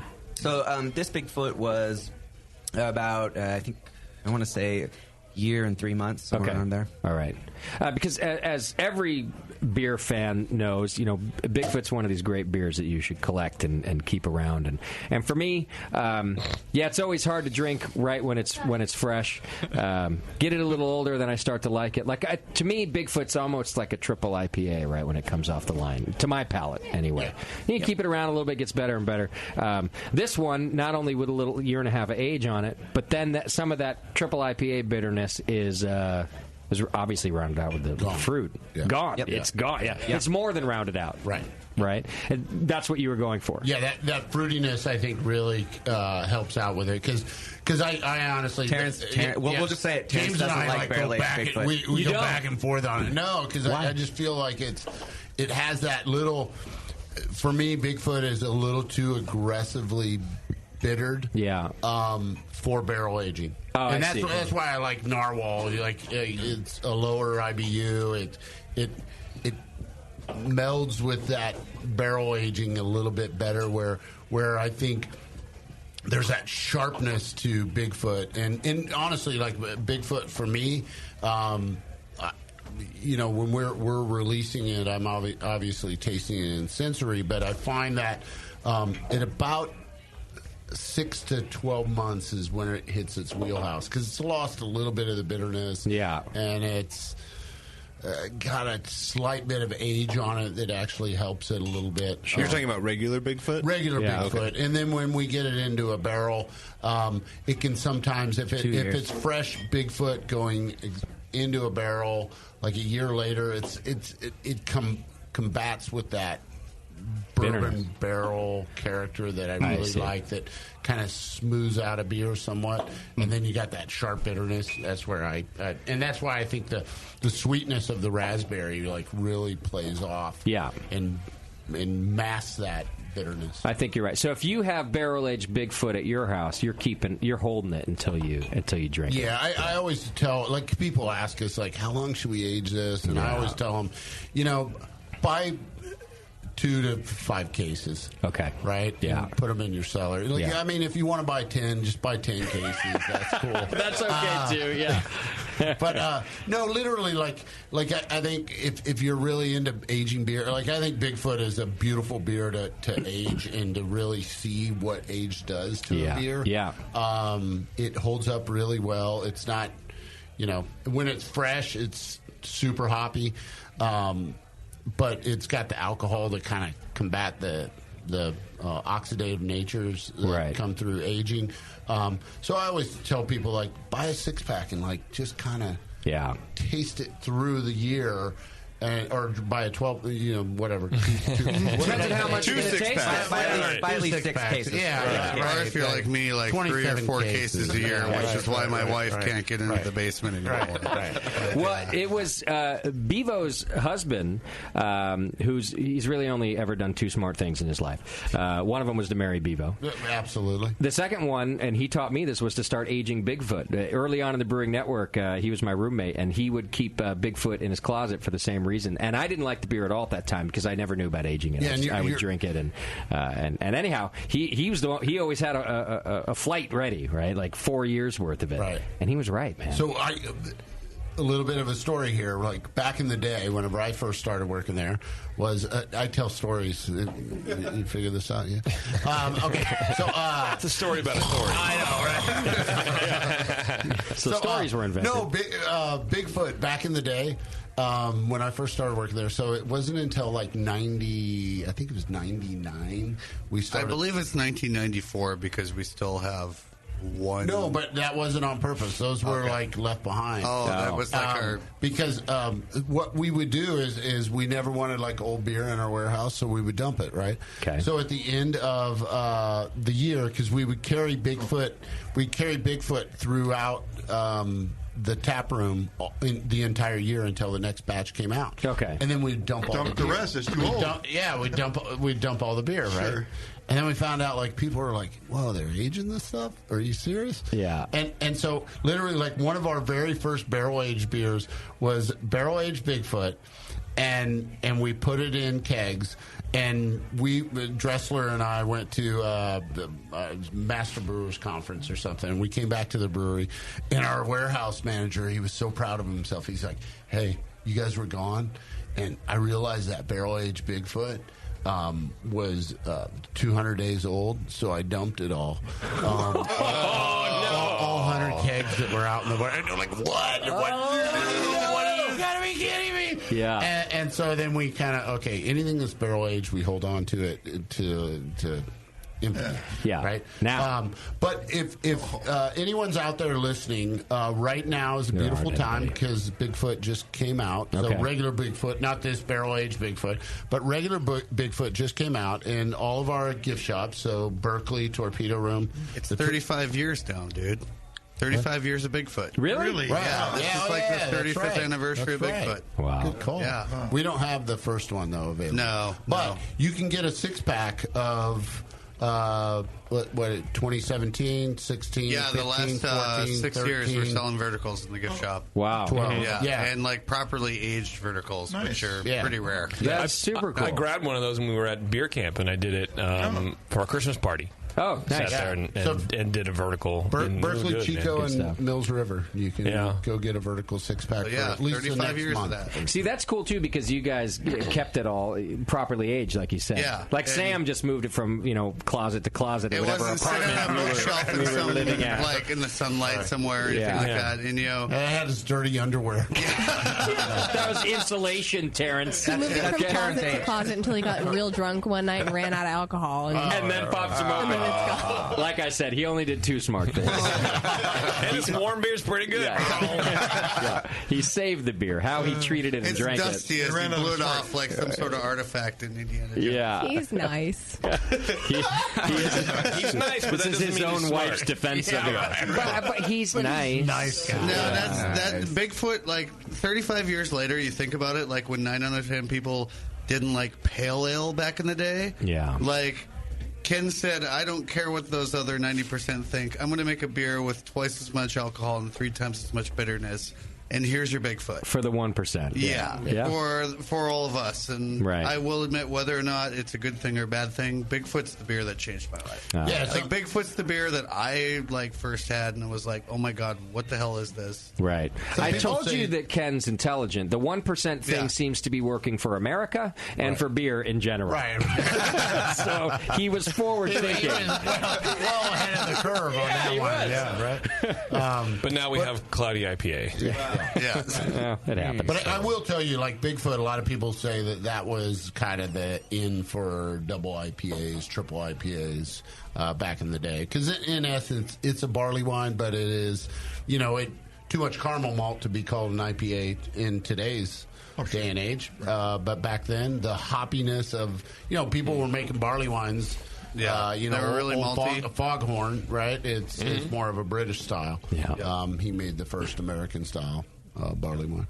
Yep. So how about some sour beer? We kind of jumped around a little bit, but I see 2 glasses in front of me here, and this is stuff that you brought, James, right? Yeah, they are the same. I just brought 2 bottles. I didn't know. Yeah, we get double samples. Double samples. Yeah. So this. Nobody told me that. I didn't want to stop. They're also labeled. Yeah, they're labeled. I like how you watched her do it, James. If she wants to put in 2 glasses, I guess she's weird. I'm nice. She's nice, yeah. Sorry. Nice is short for stupid. Yeah.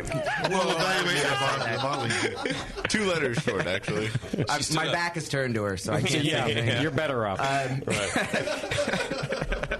So bird flying. Yeah. I'm sorry. This project was thought up by by Nick, one of the guys that you met out there, and Jeff. The idea was to do a true spontaneous / wild fermentation project where we took a blonde, very, very low hopped wort, put it in a couple of 250-gallon square totes, metal totes, like from the wine industry. Stainless steel, of course. Yeah. Yeah, cardboard. Damn, we didn't do it. Budget cuts this week. We taped it real good. A lot of duct tape. We have 4 of them and a flatbed truck, and that's what we use to cart beer to the barrel room. Yeah. So we filled those up with wort straight out of the brew house. Drove it out to a peach orchard that was about a mile from the barrel room. Opened the lids up, put some little battery-operated fans on and some screens over it. This was right at the time when all of the trees were flowering. Okay.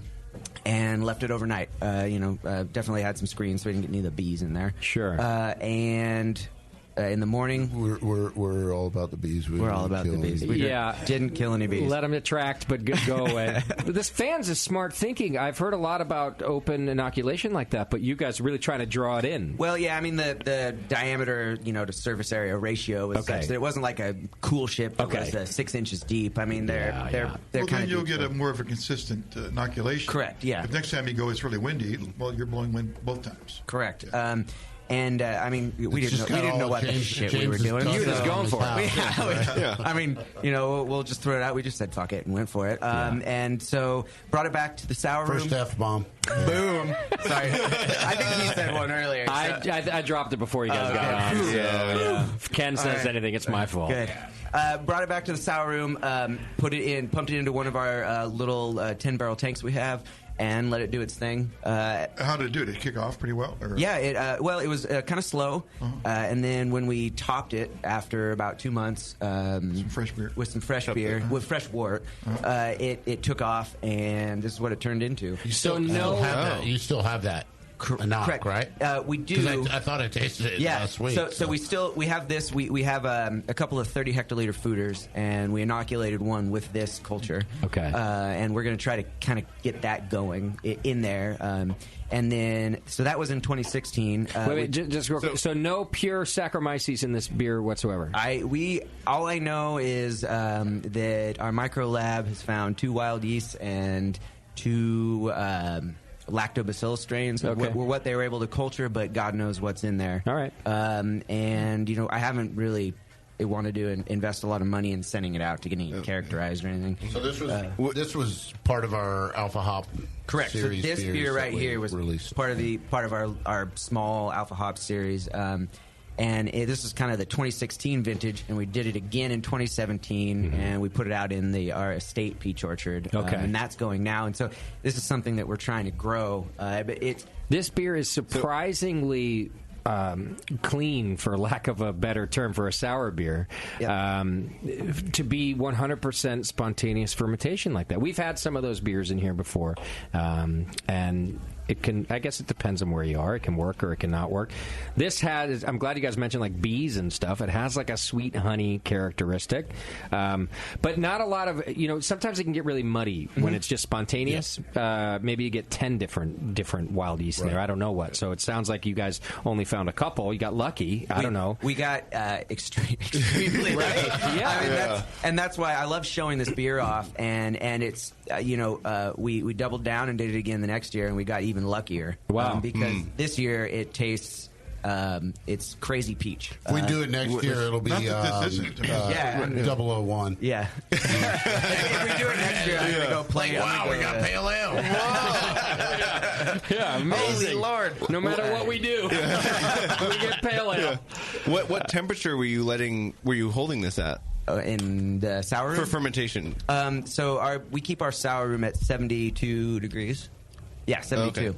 And so that's what it was. The tanks we have, I don't glycol. I mean, they're not temperature controlled. Oh, okay. So we just kind of let it do its thing. So the tanks are just in the ambient 72 degree room. Yeah, and the fermentation wasn't super vigorous in this, so it didn't really climb very much more than that.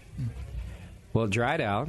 Because it's got that nice dry sour flavor. It did. There's a lot of wildflower and honey and I don't know what. I get some stone fruit. Yeah, definitely stone apricot, stone fruitiness. Yeah, the stone fruit came through in this batch and in the second batch, which to all of us was very surprising. Because honestly, you park some wort out in an orchard, and I mean, it's 99.9% is going to be just shit. Yeah, who in the brewery bet that it was going to work? I'm seriously. Some of you had to be like, it's not going to work. This guy right here sitting next to me thought it was going to just fail. Yeah. I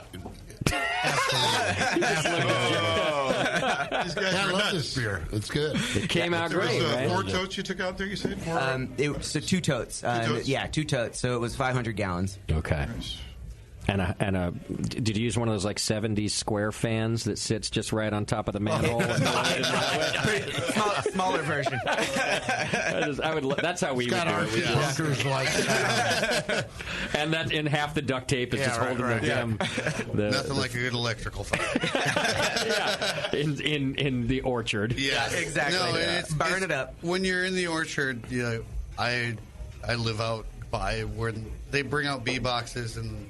All of Chico just goes in a sudden bloom, and there's like millions of bees flying everywhere. And if you have we have water dishes for the animals to feed off of and stuff, and like the bees just swarm. Right. Like thousands of bees. Okay, but And this, what, I don't know much about anything.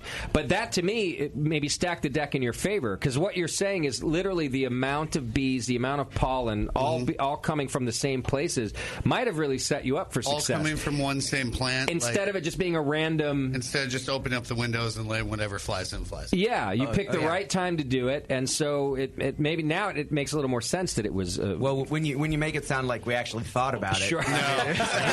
we literally parked a flatbed out in the middle of a bee orchard. Right. Well, it came out great. Is this beer available for consumers? This beer was available in our club, in our bottle club, but 350 people, Alpha Hop Society. In the future, we're going to hopefully do. Yeah, more. we're going to try to expand at least that club for sure, which is all kind of experimental beers, and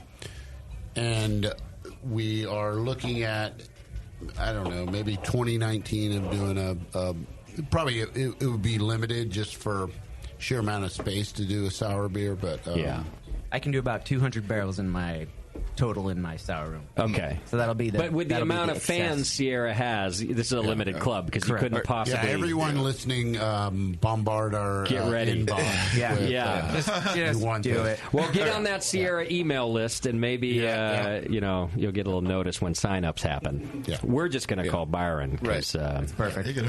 Are you guys saving these cultures? Like, are you banking them so that way? We might see these again later. Yeah, well, the issue I'm going to say the issue with the spontaneous and wild cultures is that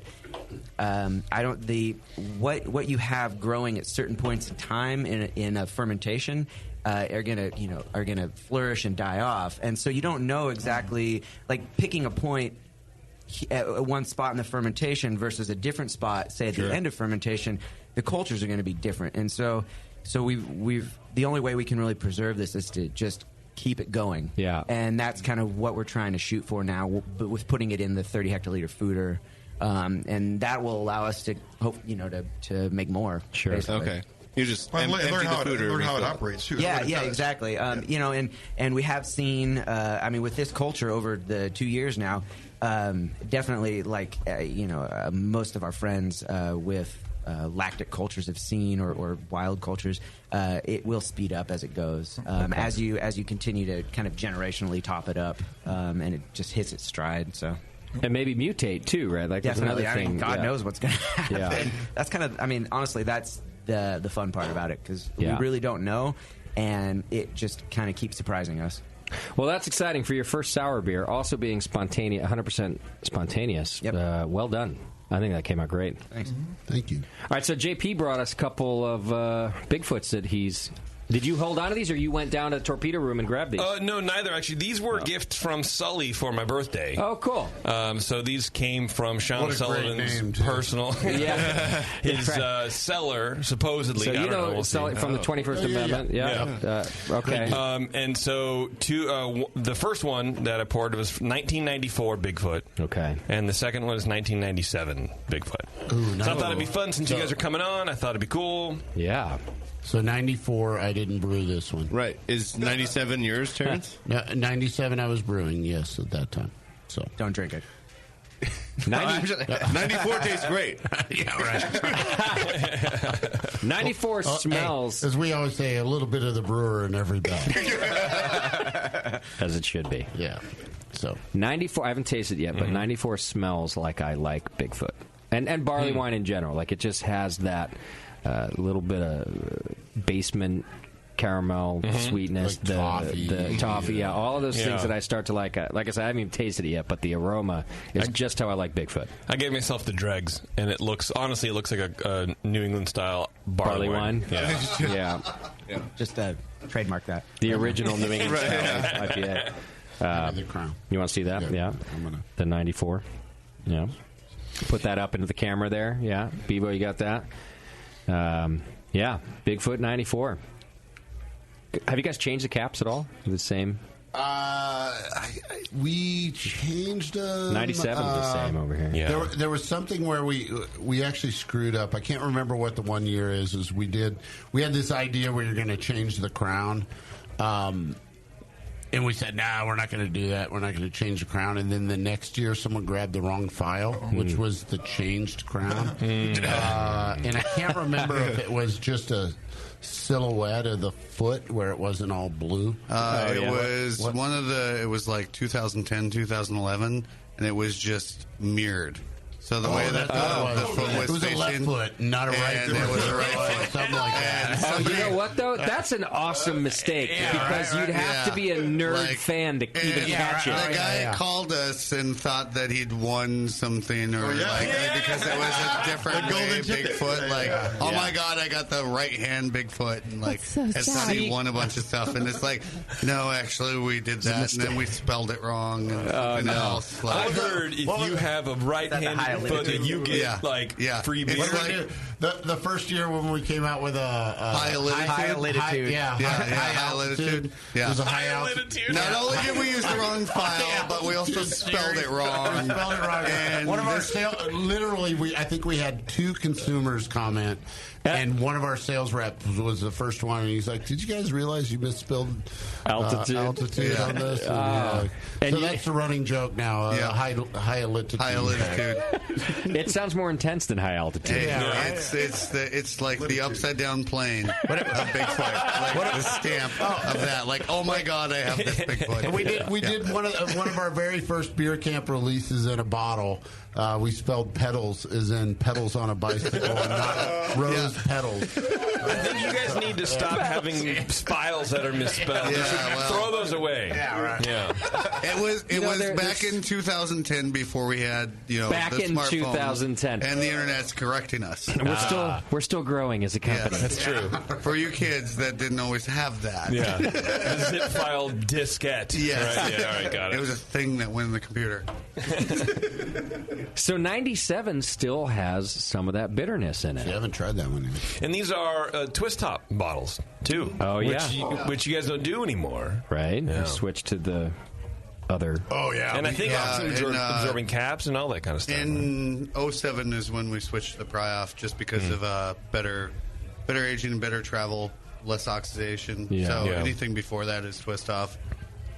Am I the only one still taste? Is it possible that there's still bitterness in a beer from 1997? I still get it. You do get it. If there wasn't bitterness, it'd be sweet as hell. I guess you're right. Yeah. 97 is like brownies and chocolate cake and that's good. Yeah, it's really good. I mean, I think it obviously reduces and drops out, but there's still some. I don't think it drops out to none. No, right? It's still there. Sully took good care of these. Yeah, he did. Because I'm not tasting any off flavors or anything. Just they're both unique. I should say unique to each other. They have changed quite a bit from 94 to 97. Yeah. I think Byron, that 97, your comments on that, like that chocolate cake, little that chocolate cake are almost brownies or just like chocolate mocha frosting or something like that. It's surprisingly, it's one of those moments where I'm like, I used to think that between 8 and 10 years it kind of leveled off, but the way that these were aged, there's a distinct difference between the 2 years. Yeah. Surprisingly so. They're good. We had all good beer here tonight. I'm surprised. Yeah. Surprised at you guys after all these years. I know, right? Are you? Still producing a lot of good beer. I think you guys are going to go somewhere. That's all right. Yeah, you guys might make it. Somebody. Yeah. I haven't seen this many glasses on the table in years. No. Literally years. Yeah, kids have Moxie. And we have to go away. And there's a box of empty glasses that I have to take out, too, that are used. That we used before, so it's only half our glasses for the night. Yeah, I was saying before you guys jumped on the air tonight that we used to just accept all the beer people brought us, and we would go on for 4 or 5 hours, and it was a mess. And then we started regulating it, like, if you're going to bring beer, we can do 4. Like I told you guys, even 4 to 6. But then we saw your list, and we were like, well, maybe we can go a little old school this time and taste it all. I think if you're going to go old school, you go with Sierra Nevada. Old school meets new school with Sierra Nevada now. No, this was a blast. I'm glad you guys came. Thanks for coming down. Really thanks, guys. Yeah. Well, now you know to come again. Send the jet for us. We can go to North Carolina. Yeah, we got a airport right here. You don't even have to drive next time. Yeah. You guys can fly right. I was going to tell James that story. Back I was a young kid when the plane crashed into Sun Valley Mall. Oh yeah, way back when. Like, just bring. I'll just throw a disaster in there. But then on a high note. The show's gone too smooth. All right, everyone, before we leave, go around and tell a story when you shit yourself. Let's go. Yes.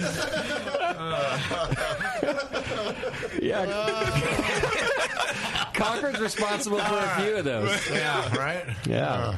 It was not too long ago an airplane landed on the freeway right here on 680. Right. Same thing. It took off.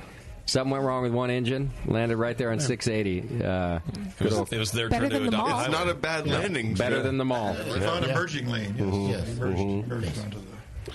All right, well, I got a few new go-tos here from tonight. The Sierra Nevada is now on my go-to list. That's a great beer. James, good job. Thank you. Yeah, glad you talked them into that. Excellent. That came out good. Is that available in cans? It will be bottles. Bottles, okay. Bottles. Bottles in a variety pack. Only in a variety pack. Only in a variety pack. And if everybody really likes it, if you love it enough, more. Yeah. flood the inbox. Yeah, do it. That happens. And in Chico, how many taps do you guys have? And they're always different there, right? 19 taps. Yep. And there you guys keep, even what's not available elsewhere, pilot batches go on there all the time. Our individual beer camps, like what you guys experience, those will be on tap there. And the same in Asheville? You can always get, okay. Yep. There's a pilot brewery there, too, as well. So they're always kind of flooding that with experimental beers, but kind of just fun. Yeah, fun they're set up a little bit better to provide beer to their pub. So they actually have serving bright tanks that they brew. Oh, cool! That they go direct from to the pub. I mean, once again, it's building the brewery you want. Yeah, the one you want. Yeah. All right. Well, Terrence, you're going to be the first to hear if I'm ever going to make it to Asheville, because I got to go. I want to go. Yes. Yeah, absolutely. I'll let you know what's up. Great. Also, folks, first of all, you can go to SierraNevada.com if you didn't know that already. Hazy Little Thing is going to be available, or is already available across the country. I recommend grabbing it. Whether you want to join the argument that we continue to have here on the BN, or just that you love the style, go grab Hazy Little Thing, because like I said, it is probably my favorite hazy beer that I've had out there. You guys kind of nailed it on that. Available in milky cans. and super soft and gross. And I'm going to adopt the silky descriptor because I think that's a perfect mouthfeel descriptor to that beer, and one that I don't like about beers that are not silky when they're hazy. Like I said, they get too bitter and they almost feel chunky instead of silky. Yeah. So check it out. Buy that beer. Also, if you go to Chico, Byron's your dude. You'll find him on the tours. Never seen the last of Byron. Yeah, you'll know who we're talking about when you get there. He'll either be in a narwhal outfit or just the guy smiling because he loves his job. So go check him out if you're ever traveling through Chico. You can do tours. You got to sign up now for reservations and shit, right? It's pretty much all on the same website. Okay. All of our guides probably know more than most people know about beer. So okay. All right. Pretty awesome. So throw questions at them. We might have a question coming in. I may have missed one, and now someone's complaining. So okay, let me look. Oh, I didn't know. I saw one from you. I didn't get from to. Eagle Dude. Because he's about to go to the tallest building and just fall Eagle forward. Dude, I got you. All right, Eagle Dude, I got your back. JP had your back, too. There we go. Question for you guys from Eagle Dude in our chat room. Aside Go from... Eagles. No, wait, I didn't say it. Too late. Aside from post-ferment handling, does Sierra Nevada adjust brewing recipes to types of ingredients to maximize stability? i.e. hops and malt ingredients, so that they degrade at parallel rates. Jesus Christ. That should have been asked 5 hours ago. Good Lord. Sorry, Eagle Dude. I should have asked that in the beginning. James, go. In every recipe, that's a factor. I mean, you want to look at the malts you're using, your process all the way through, and I mean, finest quality, finest ingredients, finest everything, the highest level of purest ingredients. I can't spout it like Terrence can sometimes. But, I mean, it just takes 24 years. It takes to get a long time. Embedded in my brain. It just the attention to detail in every aspect is really what's going to maintain quality. And using quality ingredients is the way to go. And I mean, with Bigfoot, you can, like with things like Bigfoot. I mean, part of the reason why it ages so well are the roast malts, but also it's a 3-hour boil in the kettle, and so you're getting a lot of caramelization reactions that just age really well. And I mean, when you think about that sort of thing throughout the process, it's from start to finish. Okay. Good answer, James. See? James has got his job back. Wow. Yeah. Watch out, Terrence. I feel like he was on shaky ground at the beginning, but he redeemed himself. The young people are coming for you. We'll discuss pay on the way home. Yeah. I now take a third of yours. Yeah. And drive me home. That's already happening. All right, hang out with us for a second, guys, because we got just a couple of things to finish before we have to go. I do need to let you know about a brewery that we love, Neshaminy Creek. Neshaminy Creek has been on the Philly beer scene map since 2012. They have 4 Philly Beer Scene Magazine awards, 2014, 15, 16, and 17, and 3 for Brewery of the Year. 2-time GABF Vienna-style lager medal winners in 13 and 16, and a bronze for their smoke lager in 2016. 2016 also. So they now have an expanded and recently renovated tap room with 24 beers on tap. 18 are rotating and seasonal limited beers. Go check them out. You can go to NeshaminyCreekBrewing.com. They do free brewery tours on Saturdays, and they're all around good guys. We had them on the show, and they're a lot of fun. Plus, I got to hang out a little bit with them outside, and they're good people making good beer at Neshaminy Creek Brewing. Go check it out.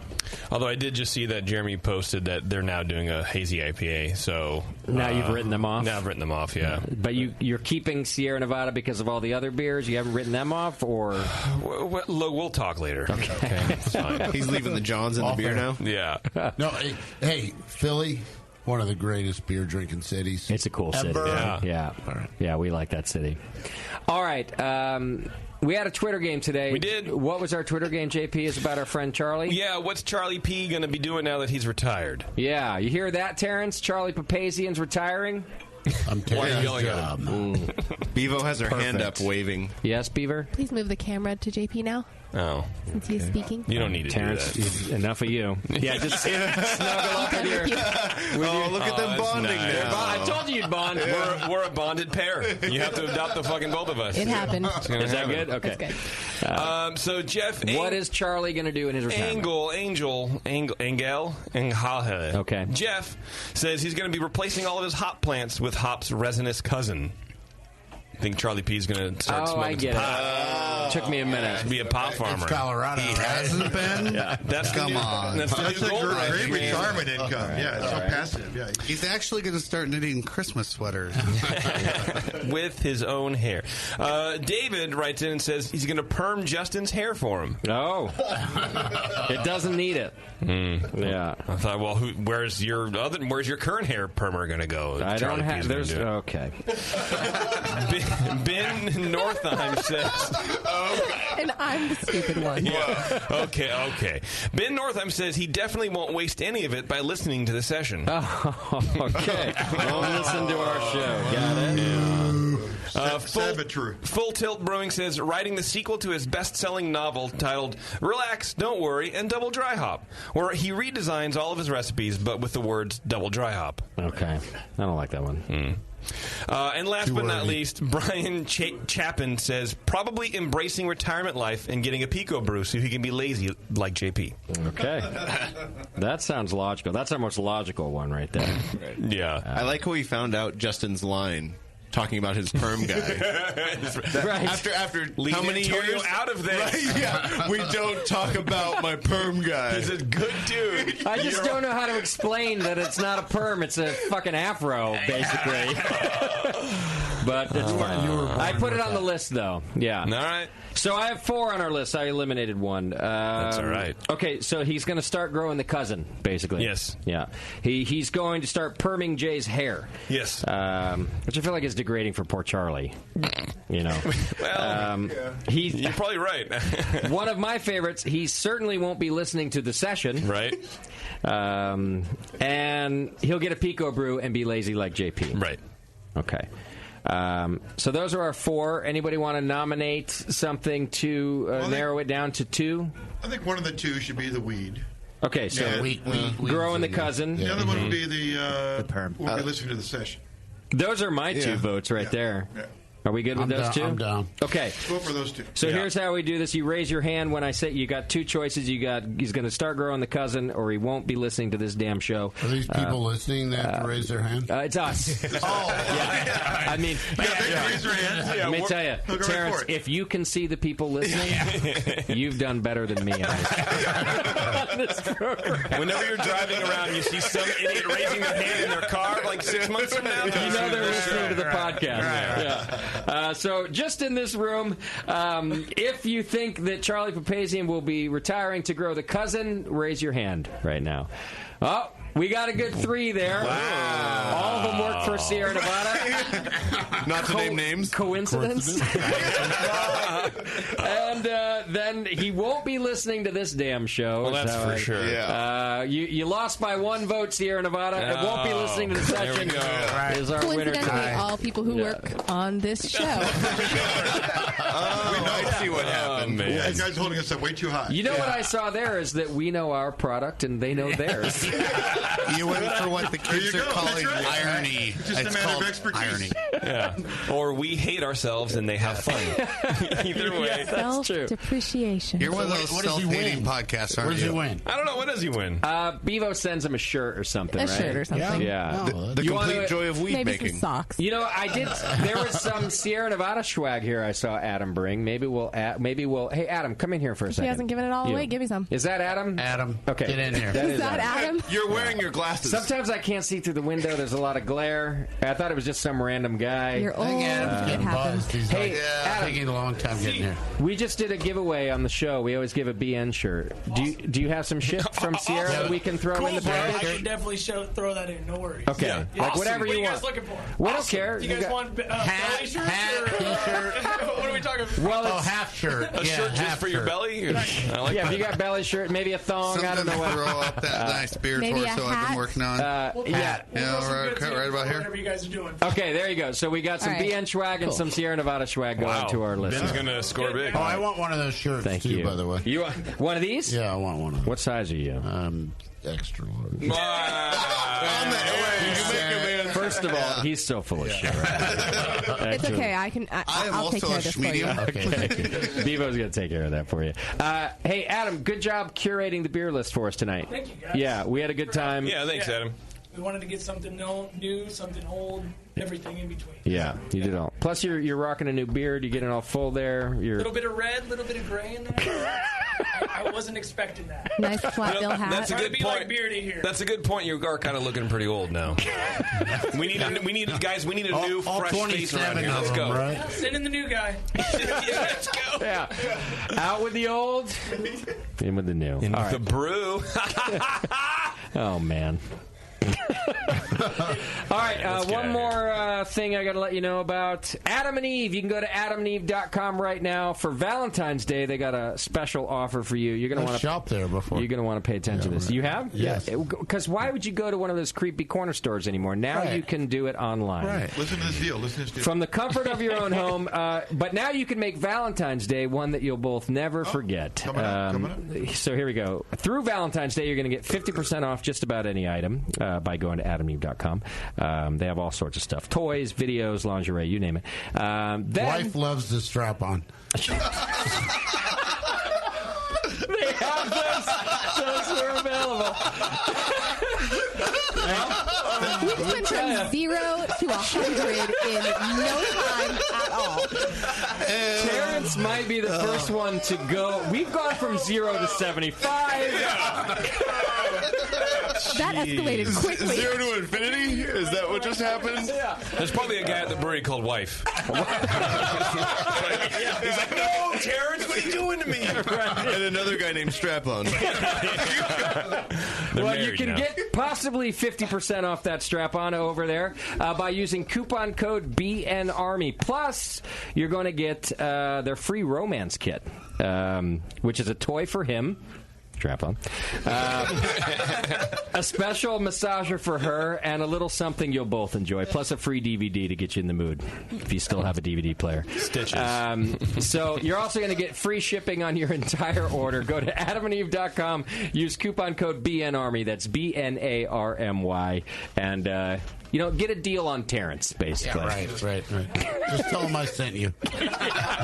They'll be like, "Oh, strap-on guy, we know him." Isn't there a warehouse in North Carolina? I think there are warehouses in North Carolina. Not two. Like every big production facility is in North Carolina. I think that's why Terrence really wanted to move the brewery there, is because it's closer to the actual hub. Same day shipping. Get it custom made. They're all sized by me. Do you have will call? Because I'll just walk over. We have extra small. Yeah. Like the monarch who invented, the foot and the inch, you know what I mean? Yeah. Terrence invented the gauge sizes. That's right. Right. And they're gauged It's called by the him. Sullivan scale. Yeah, right. And first in the Irish. Double O gauge. That's Terrence. Hopefully you'll know it when you feel it. Disclaimer: Sierra Nevada corporate and everybody else. I told you to stop listening in the second segment. You were done in the second segment. I tried to warn you. I mean, thanks for tuning in, but I apologize for Terrence's behavior, as well as Adam's for bringing all the beer. He's entering mandatory rehab, 30 days. I mean, honestly, I'm just impressed it wasn't one of us that said something stupid. Wait a minute.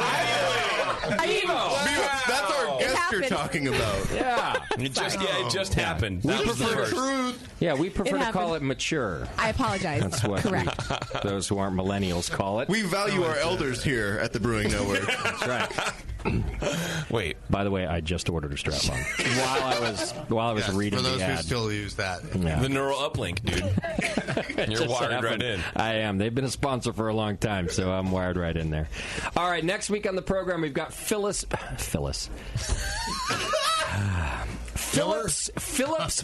Brewing. Phillipsburg Brewing from Phillipsburg, Montana. Makes sense. They'll be on the program with us next week. Think they're flying in to do the show, right, Beef? That's nice of That's what them. I understand. Oh, wow. Yeah, that's cool, man. Coming in the studio to do the show. Yeah, I saw that coming. All right, we're getting out of here. Yes, guys. let's go. Thank you for coming in. Thank you. Thank you, guys. Thank you, everyone. As you know, Cheers for listening. you and anybody at Sierra Nevada is always welcome on this program. We have a good time with all of you. Byron, it's always nice to see you. You take Cheers, good care of us. Adam takes wonderful care of us over there. We'll see you guys at our Spring Brews Festival, Adam. I know you guys are pouring beer there. We are. You can get tickets now. Go to thebrewingnetwork.com, and you can buy tickets. Sierra Nevada's going to be pouring. I'm sure Adam will bring us some special stuff, right? Bring out some good stuff. Okay, cool. Be in the same spot. Yeah. Aged pale ale. So I will, How about hazy I pale will ale? say it might be cleaner the next time, right? Yeah. Our festival? Right. No. The Us show? being on here, yeah. Don't. I would actually prefer to go the other direction. All right. There you go. Terrence's new job is working for Adam. All right, now I got to tell. Oh, beer content manager. All right, here's He just sold a lot of products. I I have to tell. Beer. Now I'm going to tell you a secret, Terrence. Okay. All right. Before the program, I had a conversation with my staff. At a team meeting. All right. Okay, and here's what it was. So we're the ones who usually fuck up, and I have this theory that Ken is. Well, he's a smart guy, and he's built up he's built up a reputable business, and that maybe the Brewing Network didn't always fit into that because we're a little crass and a little whatever. So I had a talk with my staff here, and I was like, let Terrence take us down that road. Before I do. Because I felt like I didn't need to give Ken another excuse to think that the BM was a little too fucking crass. Right. So I just want to thank you for You know what? I got to thank you for the red carpet. I mean, really. I mean, you laid it right out there. I just walked right down it. You know? And you know what? You looked really good doing it. Thank you. This a little slow clap for Terrence. Yeah. Actually, this is exactly the show that we like to do, exactly the show our listeners love, so thanks for being a part of it and fucking around with us, Terrence. All right. Peace out. Yeah, I appreciate it. Peace out. Thanks for listening, everyone. All right, JP, are you ready to get us out of here? Yes. It's probably a good time, right? Yeah, all right. Thanks, everybody, and we'll see you next time. JP. Hi. Thank you to our show sponsor, More Beer. You can get absolutely everything you need to make great beer at home by going to morebeer.com. Terrence, James, Byron, and a swarm of Sierra Nevada folk came out from the Chico mothership to talk Sierra Nevada beers, history, and processes. Learn more at sierranevada.com. Merge your love of Disneyland with your lack of engaging podcasts and go to earsuppodcast.com as JP, Terrence, not Sierra Nevada Terrence, Bevo, and Taryn talk about all things Disney. Get on Twitter for some good beer insight and homebrew info, and follow Nate Smith and Nathan Homebrew, Mike McDole at Tasty McD, Warren being stuck over at Another Beardy, and the great Beverly crushing cyberspace at Bevo1. JP fully understands that Twitter is dead, and you should follow him on Instagram at Major Jip. Be sure to find the Brewery Network on Facebook, Twitter, and Instagram.